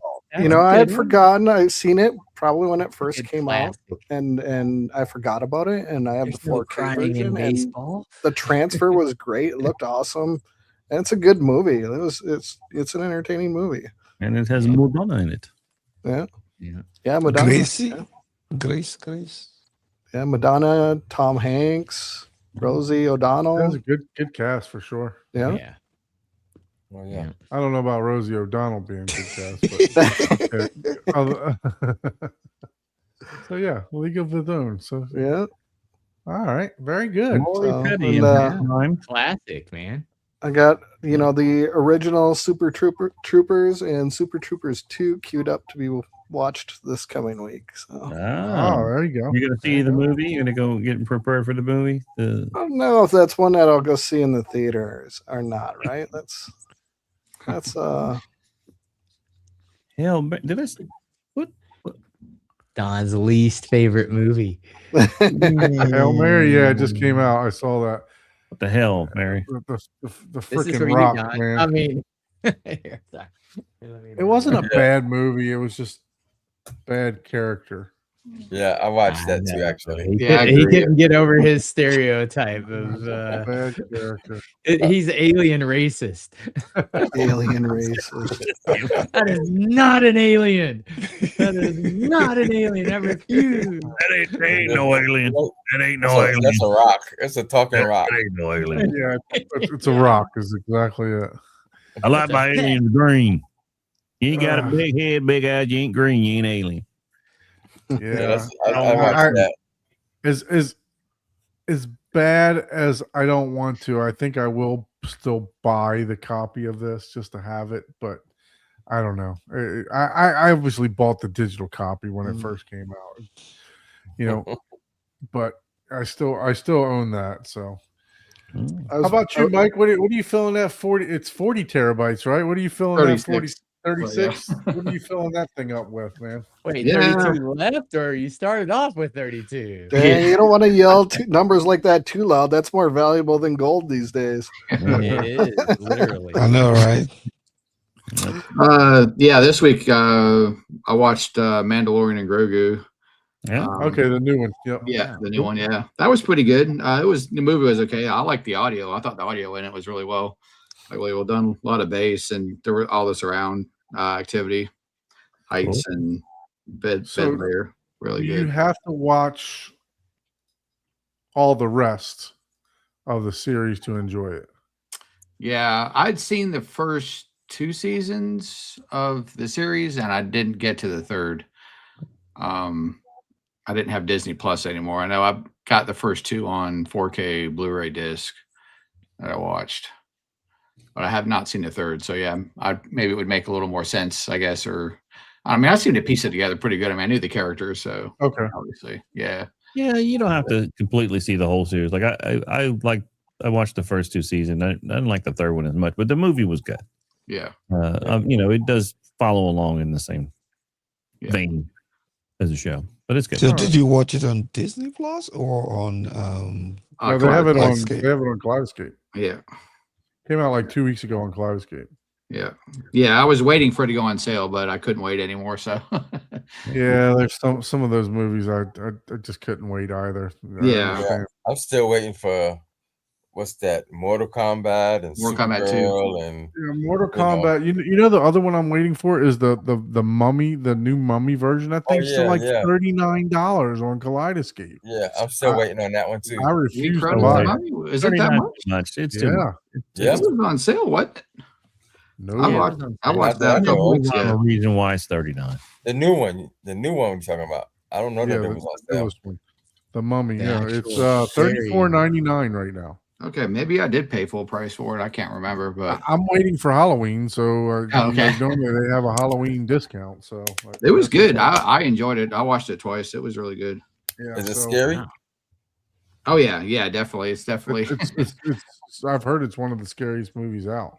Lee Really? Cronin. Yeah, so it kind of had that kind of funny aspect to it too, I guess, as well. Just kind of over the top, kind of scary, I guess. So definitely chuckled at a couple of parts. It's like, a little bit over the top, but So what else? Anything else were you able to partake in, sir? I saw Spider-Man, the new Spider-Man in the theater okay. Monday. That was really good. Yeah, so that did. Yeah, What is Yeah. that one? Homeward Bound or something Brand like new that? day. a brand new day. Brand New Day. Yeah, it was good. I saw it in the theater too last week. I think I talked about. Just brand new day, not a brand new day. Spider-Man, brand new day.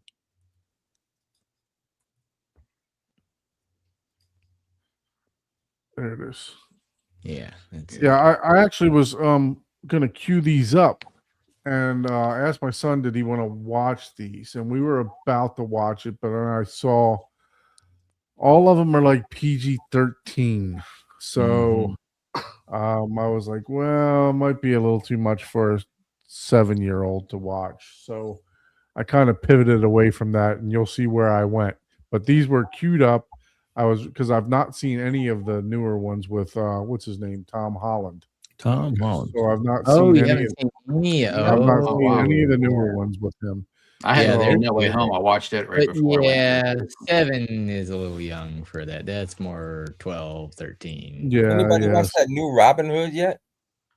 Robin No, Hood's no, dead yeah, or the something Robin like Hood. that. I don't know No, what it's It's called. on my No. wish list, waiting for a sale on it. I didn't even know there was a new Robin. I didn't Hood. know Yeah. either. Honestly, He's like an older guy now. Yeah, it's called The Death of Robin Hood. Death of Robin Hood. oh, okay, yeah, Jack- I heard of that. Hugh Jackman. I have not heard of that. Speaking of, I think we'll get to mine. Speaking of Hugh Jackman, I believe he was in that also Jack, man. In what? in the movie that I have. Oh. I Yes. also watched that He-Man. It was okay. Oh, I liked yeah. it. Masters of the Universe. Yeah. Yeah, that was Masters of good. the Universe. Yeah. Yeah, that was a fun movie. It wasn't anything like Masters of the amazing, Universe, but it like- wasn't horrible. I mean, Yeah. like Yeah, I that's what said, I'm it was saying. like a sixer. It was like Yeah. Fast and We Furious. didn't 20. get what Mike thought about A Brand New Day. What did you think about it? Yeah, it was good. It was good. I'm not the biggest Spider-Man, I guess, fan, so probably not the best guy to ask. But my buddy wanted to go see it, and I was off, so I was like, "Yeah, what the heck, let's go." So we saw it at a Dolby Cinema. I mean, great audio. It was good. I like that they got away from the multiverse kind of thing, that they had in all the other ones. But Okay.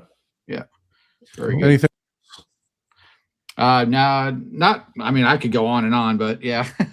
Just another point. Have you guys seen The Odyssey? I don't know what you guys thought about it, but I mean, I watched it Yeah. 3 times. I thought it was awesome. It was awesome. Yeah, I watched it. It's really good.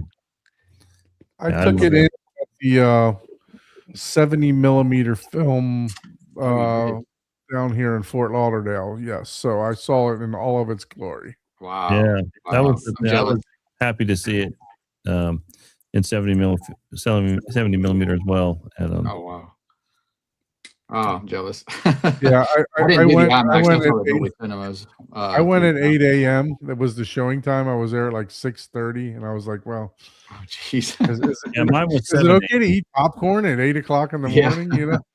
You Yeah, know, we get early I'm for a lot. popcorn. I brought in a breakfast burrito. They actually No had breakfast breakfast burrito. sandwiches and stuff there, which was pretty cool. Oh, neat. I didn't Wow. realize that. Yeah.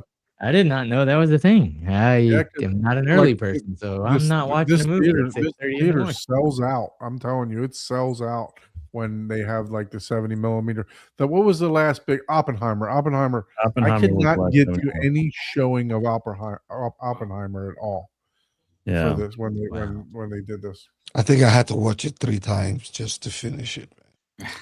You What's know, that, Oppenheimer? Yeah, I heard it I was. did too. I watched the first time I watched it, I actually kind of fell asleep through it.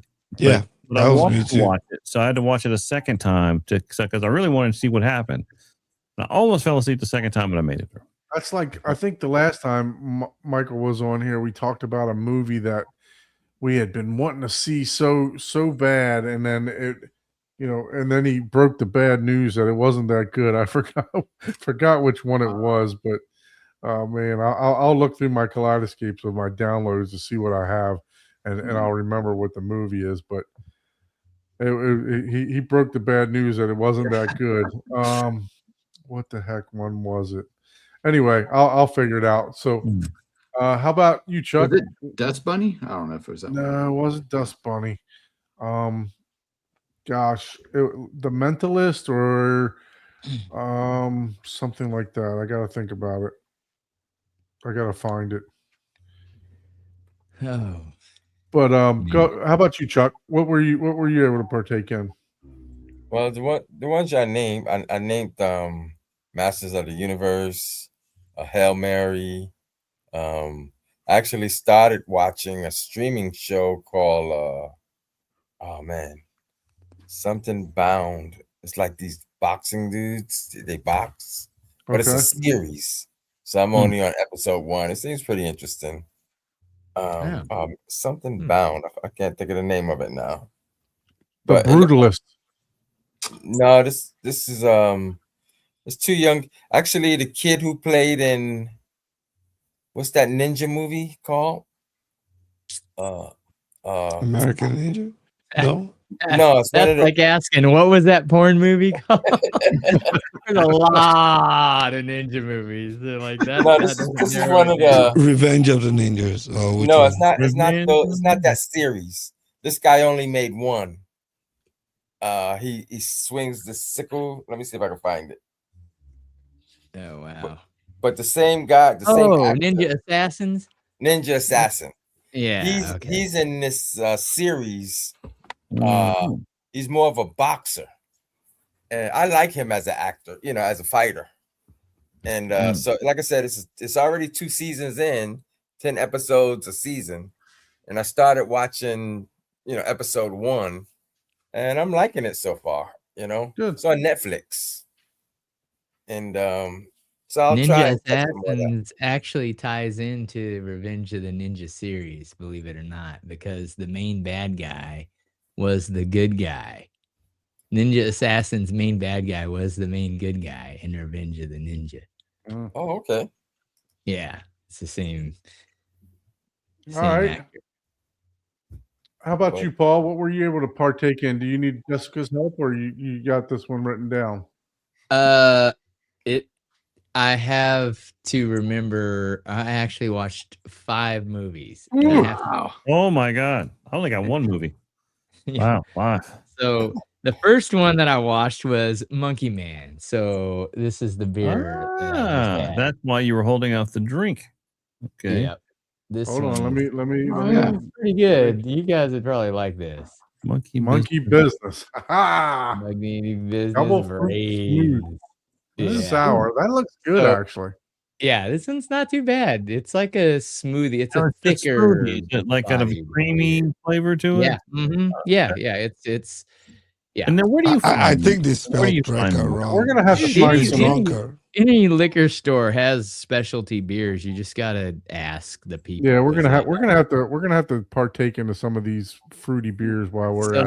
You know Well, what? yeah, be careful. You might start drinking a lot of beer. You'd be like, "Oh shit, beer actually has flavor now." You know what we should do? I love a cider, so it doesn't matter to Here's me. an assignment. We should all go to our local liquor store, buy the weirdest, quirky looking beer that we can find, and then bring it to the show next Thursday. You wanna, got to be careful because some of those, Yeah. are You got to be careful when you allow Yeah, people to buy your beer for you. don't be like Don and say whatever you want. And like, No, that was I that was think it was me and Scottio. you, Scott, right?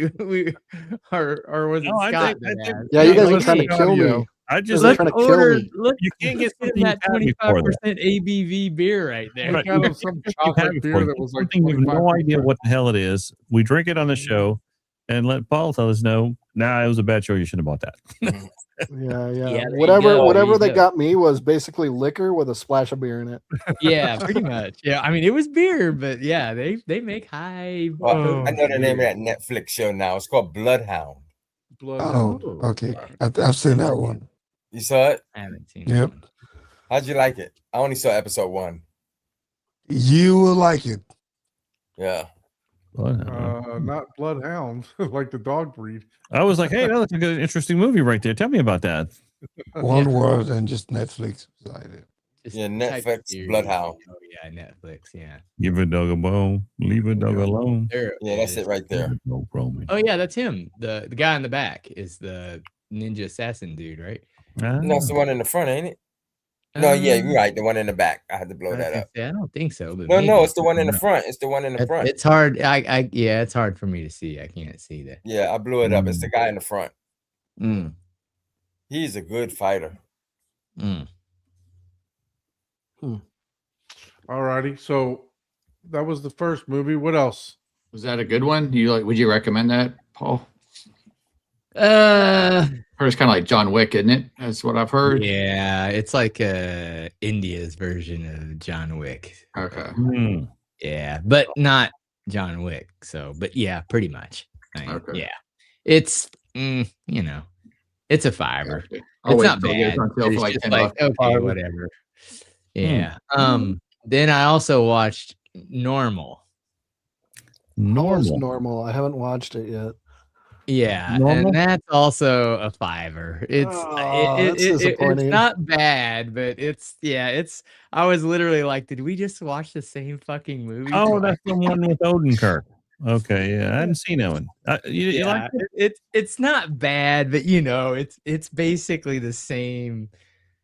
Yeah, again, this is another this is John Wick meets Gomer Pyle? Nobody. Okay. Nobody. Like literally Okay. the movie. Nobody.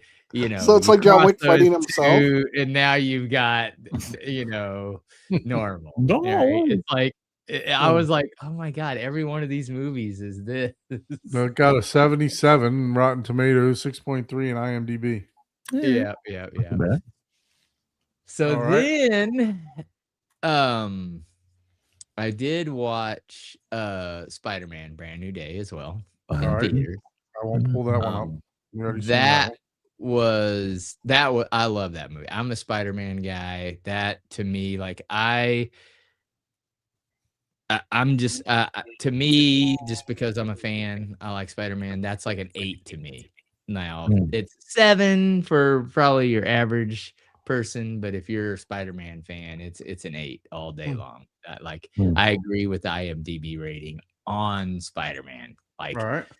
that's Cool. I really like that movie. It was really good. Now, did you see it in a Dolby Atmos theater? Did you see it in where'd you see it? I don't remember. It was whatever laser Thing, man. Wait a minute. Dolby We are the movie Atmos. people. It definitely had Dolby Atmos. 'cause There you was a could hear- screen and there's some speakers. There was in there that made the noise. definitely some I height can tell you stuff that going on. before I go to the theater, I check the theater to make sure that it is in Dolby Atmos, that it is, it has the capability. Because I've been I'll fly to bamboozled. another state to watch a movie. I've been Oh, bamboozled yeah. before Yeah. going to some of these Regal cinemas that just have side surround and Mhm. no Mhm. Got you. speakers. No. The one. Well, I have the AMC near me is like, AMC is pretty Dolby decked out. Cinema. yeah, they're all laser high. I didn't do the IMAX because we have. Well, I don't remember. It was the laser. It wasn't the IMAX laser. There's IMAX. There's IMAX. There's laser. There's different versions of everything, and it's just a bunch of bullshit color advertisement logos. Look, Welcome to the home theater. RGB laser, stereo. It can't be that big of bullshit. Christie sells a lot of projectors, and so does Mark. Yeah, exactly. They're all the same damn thing, man. It's like, can you see it? Says the half blind guy. Yeah, exactly. Yeah, they don't have enough brightness to impress me. Oh man. Then all right. So the next one? It was an Apple movie Uh-oh. called Wolves. Wolves. Yes. Plural, right? So we're more than one wolf. Wolves. Okay. Story about more than one wolf, right? Just wolves. Oh, that's a good one. Yeah, that's on Kaleidoscape too. I saw that one. Yeah. Yeah. That was actually pretty good. That was a fun movie. That was like a 6. It wasn't. Yeah. I like the two actors. Brad Pitt. Yeah. Rooney and Brad Pitt. That's a good cast. I might have to check that one out. Yes, but it was almost a little predictable, the banter that. Yeah. I mean, again, Fast and Furious 25. That's 6. Yeah, no shit. I wouldn't give it a super high rewatchability factor for sure, but it was definitely no. I'm not ever gonna rewatch that. That's not gonna be my favorite list ever. Yeah, no. All right, and was that that was number 4, right? Yeah. And what is the last one? Oh, this is a Jessica chosen movie. Untitled. Shit, I can't even remember the name of it. Untitled. Something of romance. Untitled. Unbridled, maybe. Untitled. Unfondled. What? No. It was Untitled. Home Invasion. Home Invasion Romance. Something like that. Got it. Untitled. Man, I've never heard of that one. Yeah, that was. Man, it could have been way better, but that was like a Hallmark movie. That was like a 4. But there was at the end, it basically kind of had the same scenario that you're send help. Not quite like that. There wasn't any surprise ending type of deal, but the character things but it was kind of obvious. Okay. But it had a little plot twist type of thing, but it was so obvious, like you'll figure it out real easy. But anyways, it was, if you have to pick a chick flick, you could watch this one. To me, this is more like a 4. All right. Well, what did we'll have to find out. I think she would probably go with a 5 or a 6. 5 or 6. Okay. Yeah, I don't think she would. I don't think she thought it was an 8 out of 10. But she was like, "Oh yeah, I like that movie. It was good." But she also likes every Hallmark movie, so Understood. All righty, Mr. Abe. You said you had one movie, right? I have one movie because I finally watched Disclosure Day on Kaleidoscape that I bought with my wife, and I liked it, and I liked it. Was a good movie. I liked that E.T. found work right at the end. Was able to make a cameo. Yep. Did you see that when I typed Disclosure Day in? Yeah, on Google. The bird. What was that? What was that? Yeah, what was that? Just a little cardinal there. Oh, the Cardinals from me. That's right. The Cardinals from this. Okay. Correct. Okay. Got it. All right. If you see the movie, you know what that means. I know what the don't ruin it. I'm a little slow. It's pretty cool that they do that on Google when you type that in. That was pretty neat. I wasn't expecting that, but great movie. I liked it. A little predictable here and there, but I thought it was really good. I enjoyed this one too. And are you a Rotten Tomatoes 8 out of 10? Are you a IMDb 6 out of 10 I'm gonna, or a I'm gonna, Fandango I'm gonna 7 out of say 8, 7.5 to 8. I'm Yeah. right there with you, 7.5. Oh, Yeah, man. Yeah. Damn. I was at about a 7 with it. I really enjoyed Yeah. it. I liked Yeah. it too. Damn. But you know, just because I thought there could have been a little bit more to it, but I still liked it, even though I give it that rating. But I didn't like that they didn't explain like a whole lot of stuff. Like There what was- the yeah. thing that she's holding, like where did that come from? How did they get that? And that's why it got to 7.5. Yeah. It was like Yep. it Had could There have was many been definitely on it. some gaps in there. Yeah. Story. Yeah. But that's what the second one's for. Ah, well, there you go. So is this a book? Is They this a do. book to movie or is this a original sure. movie? It's a Spielberg some of film, the- right? I'm still calling Sometimes it that's what ET at the happens. end. I just think ET got old, and that's all I'm looking at because it's Spielberg. I have to make one comment that I can't stand about the movie, and that's why I got the other main reason. And this might be a personal preference. I can't stand lens flare. Drives me up a fucking wall. You know that J.J. Abrams lens flare, which ruined Star Trek 2009 for me, because I can't stand the amount of lens flare that they put in the shots. And luckily, Spielberg didn't use as much as J.J. Abrams did in They've 2009. been doing that a lot in I movies can't lately. stand too. it. Yeah. It ruins the movie for me. I agree. You They've know? been doing that in a lot of the newer movies lately too. J.J. Abrams is addicted to it, and like I said, I was so gung ho when Star Trek 2009 came out, but when I saw it, I was so pissed off that he threw so much of that in that movie. It was unwatchable for me, which sucked. It's like I would love to. There was so much more to that movie. Like I really want to watch that It's movie. more realistic to me because my thick glasses always have lens flare. So, you know. Yeah, maybe so. But you know what? The sad thing is, when I watched Star Trek 2009, there was good story there. There was great acting. I wanted to watch it. I was like, I wish I could make a version of it with less lens flare. Like there's a button I can turn off to like calm it down. But yeah, I've noticed that a lot of the movies I've been watching lately, I'm like, is that my projector? no, You it's know, crap I'm ass looking- lens flare that they put in. Luckily, Spielberg didn't overdo it. Your projector doesn't get that bright. Stop trying to compliment yourself. Yeah. It does get bright. I don't care what you It has to start You with a didn't overdo C it. or a B to get that kind And, of. yeah, and I kind of, you know, knowing the history of Spielberg and movies, so I know why he did it. He was trying to bring a little bit of that Close Encounters of the Third Kind memory back to us, because they did that a little bit when the alien ship came down in the field, and I don't know if everybody remembers Close Encounters. Yeah, so there's a little bit of like, you know, and he did a little bit of it in ET when ET is being captured by the well, they were, you know. Hey, don't give any spoilers, man. I mean, Well, you it's haven't ET. seen Everybody knows ET. You know, the old ET. I'm just talking about the reason why I think he threw it in there was just a little bit of throwback to that. Yeah, I'm just messing with you. That's my Well, I take. don't mind that. Yeah, a little throwback. Yeah. But it was Mr. good. It was Mr. I agree with you. I enjoyed it. I reviewed it Good. like 2 weeks back, or Yeah. So really- man, that I must really have been a enjoyed it. really good movie if you annoyed the hell out of Abe and he still gives you a 7. That's a damn good movie. Yeah, it's a good one. Yeah, I was That able might to- be like a 9 minus the lens flare. Like Jesus.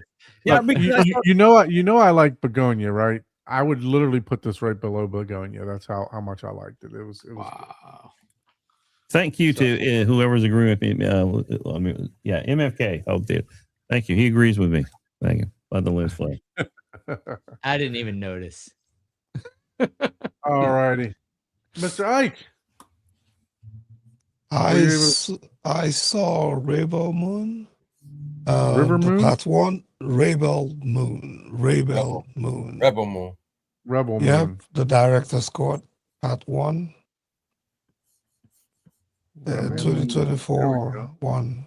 No, there's the director's cut. Yeah, okay. Is it 20, Oh, I it's thought a it was Netflix. 2024 movie. Yeah, it's on Okay. Netflix. Yeah, I think it's that one. I don't have Netflix, so I don't. My goodness, that is one. One, it's a long ass movie, and 2, it is a chaotic movie, man.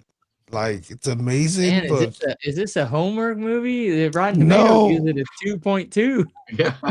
I don't think it is a homework movie. Okay, I don't know what Rotten IMDb gave it a Tomatoes do it. 5.6, so that's yeah.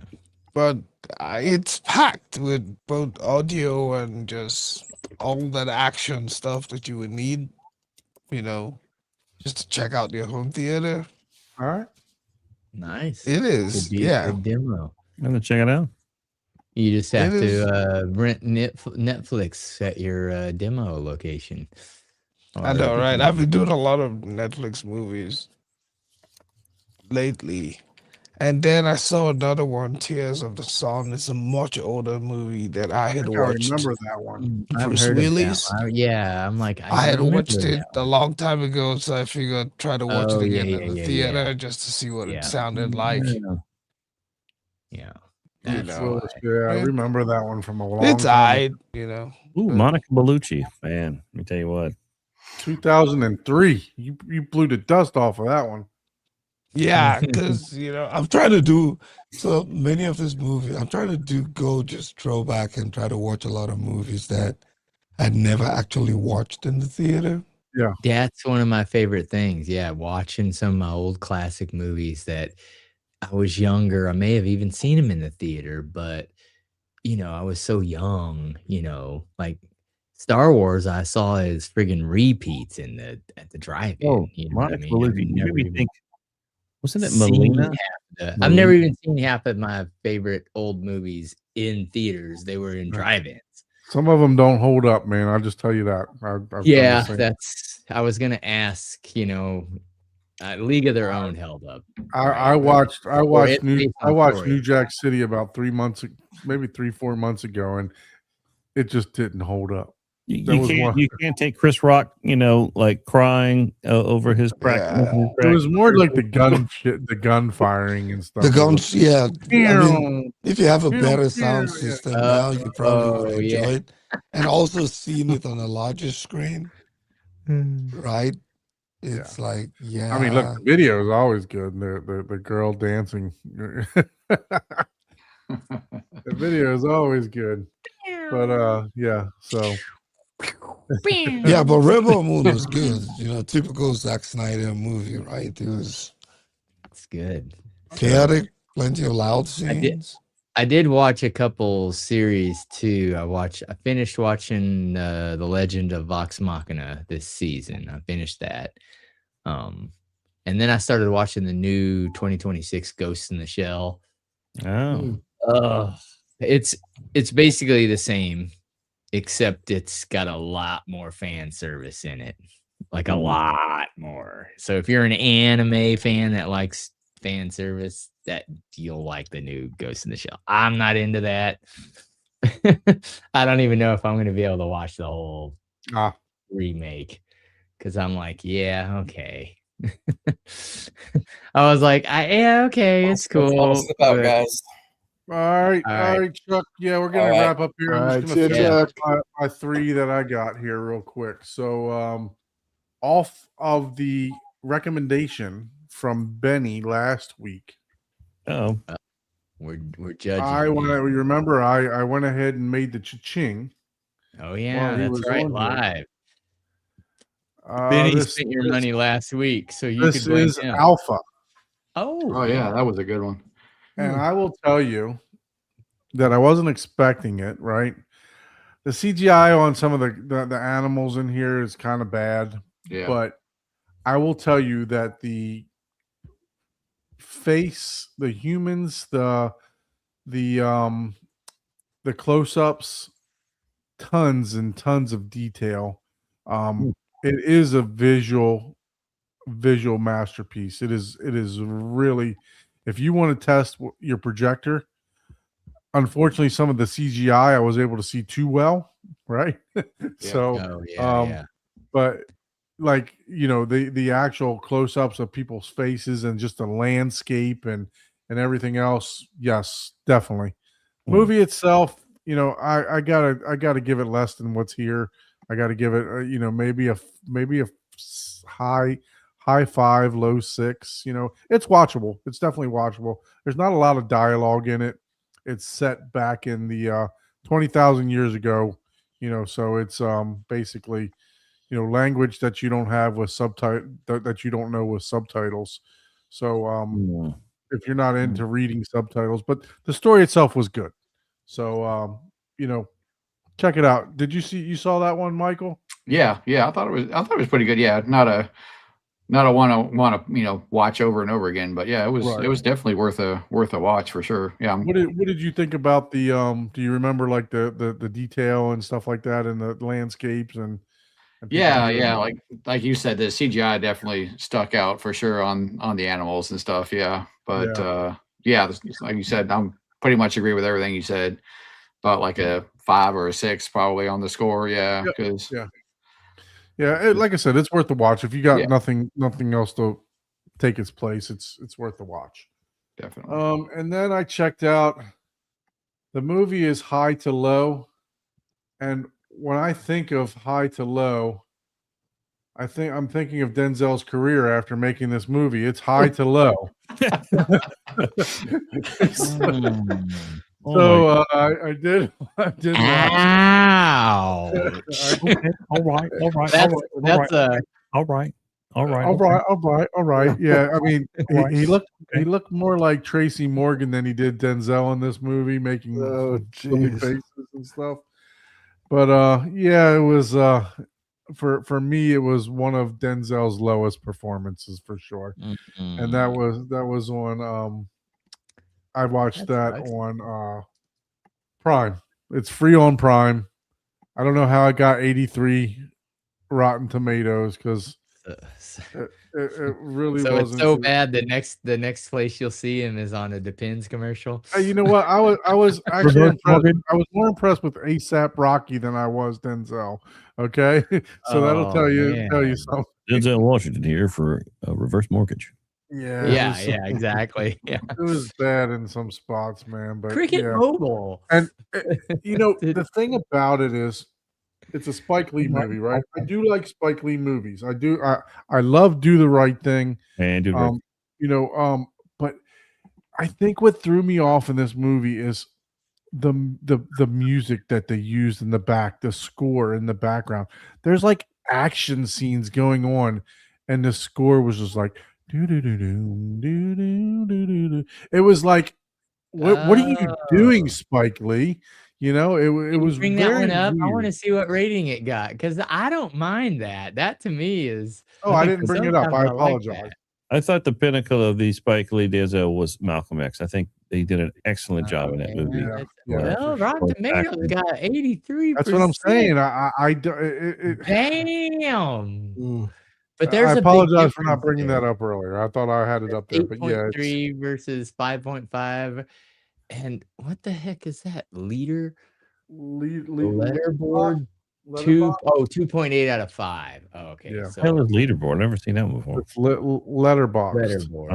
Letterboard. Yeah. So no, I mean, look, it's a true 5. It's maybe just barely a 5, but when you have Denzel, I'm expecting a 7 or an 8 movie. You know what I mean? Yeah. But it's it was a disappointment because Denzel was in it. Other than that, it's not as much action, but it's Die Hard basically with Denzel. Really, it's there's nowhere near as much action, but the story is the same. It's basically. Oh yeah.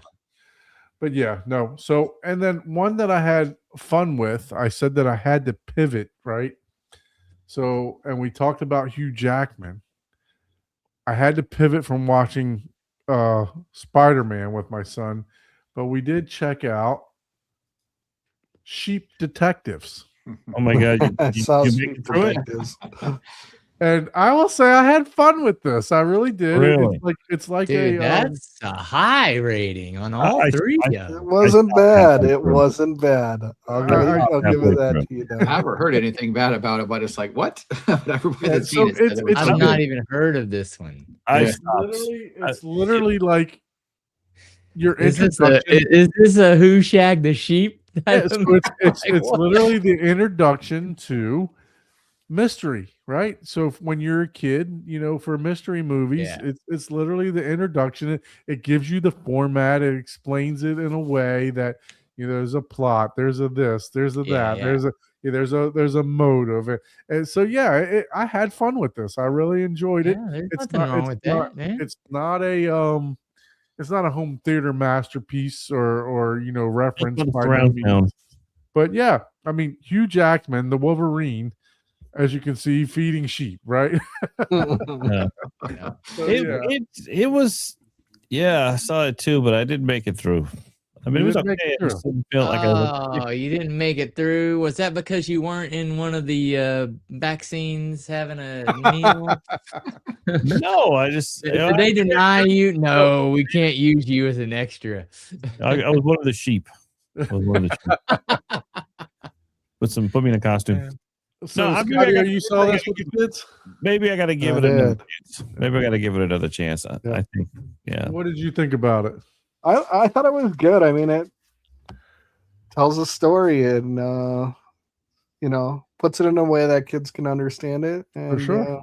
It was different than what I expected, honestly. Well, Yes, me too. I'd say it for kids and stuff. Okay, yes, yeah, it's definitely good for I would. I like a good story. I'd a agree lot for that. more than Yeah, I it wasn't do- a bad story, you know. It It really was good. Yeah. I'd rather watch a movie that has a good story than a movie that's horribly written with amazing CGI. Because I'm like, Oh, I dude, agree with that. Yeah. Yeah. whatever. I just watch a cartoon where they drew it, Yeah. I'm not with a looking good at the story. comments, but how many people are busting my ass for watching sheep protect? Yeah. Hey, we got kids. We got a good excuse. Oh, what was this comment here? It's like, were you chubbing up halfway through the movie? Oh, no. Oh, You're about to see my girlfriend. That one sheep looks pretty good. Did you shave the sheep? Oh, yeah.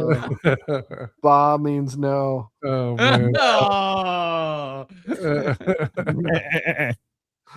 Oh goodness. Too much. And on that note, Yeah. Cheers.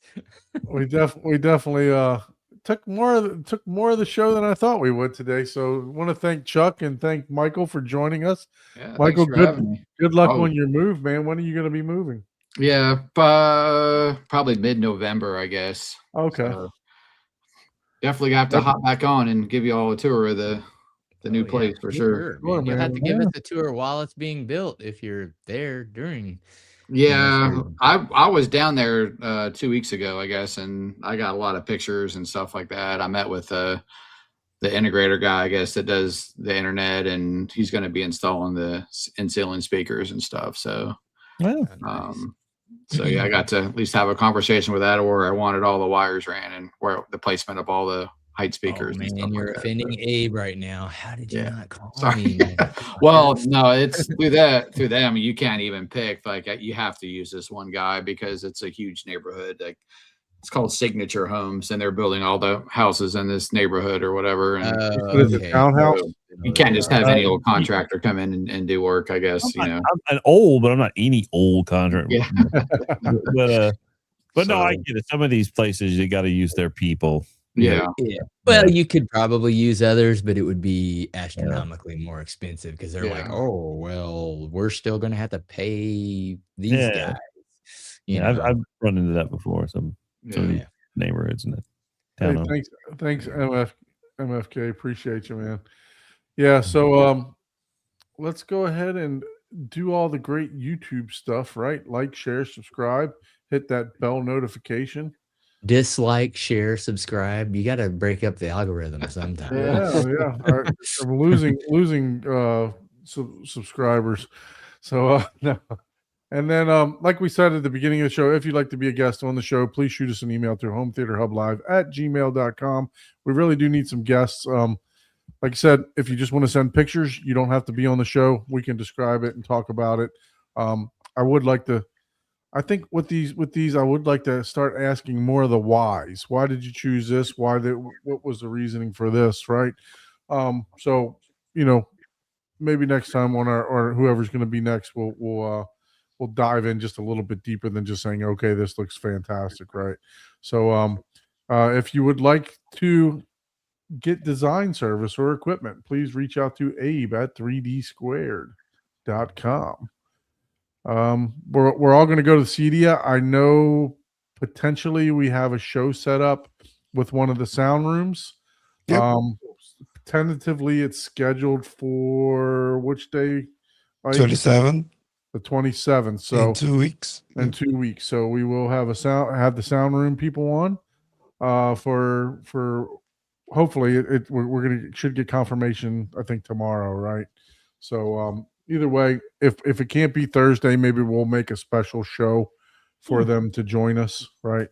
To be able to talk about one of the sound rooms or multiple sound rooms at Cedia. And then if we don't have a guest next week, we'll probably brush up on some of Abe's projects that he's got going on out there. I'll put my homework will be to put together some collage of stuff then.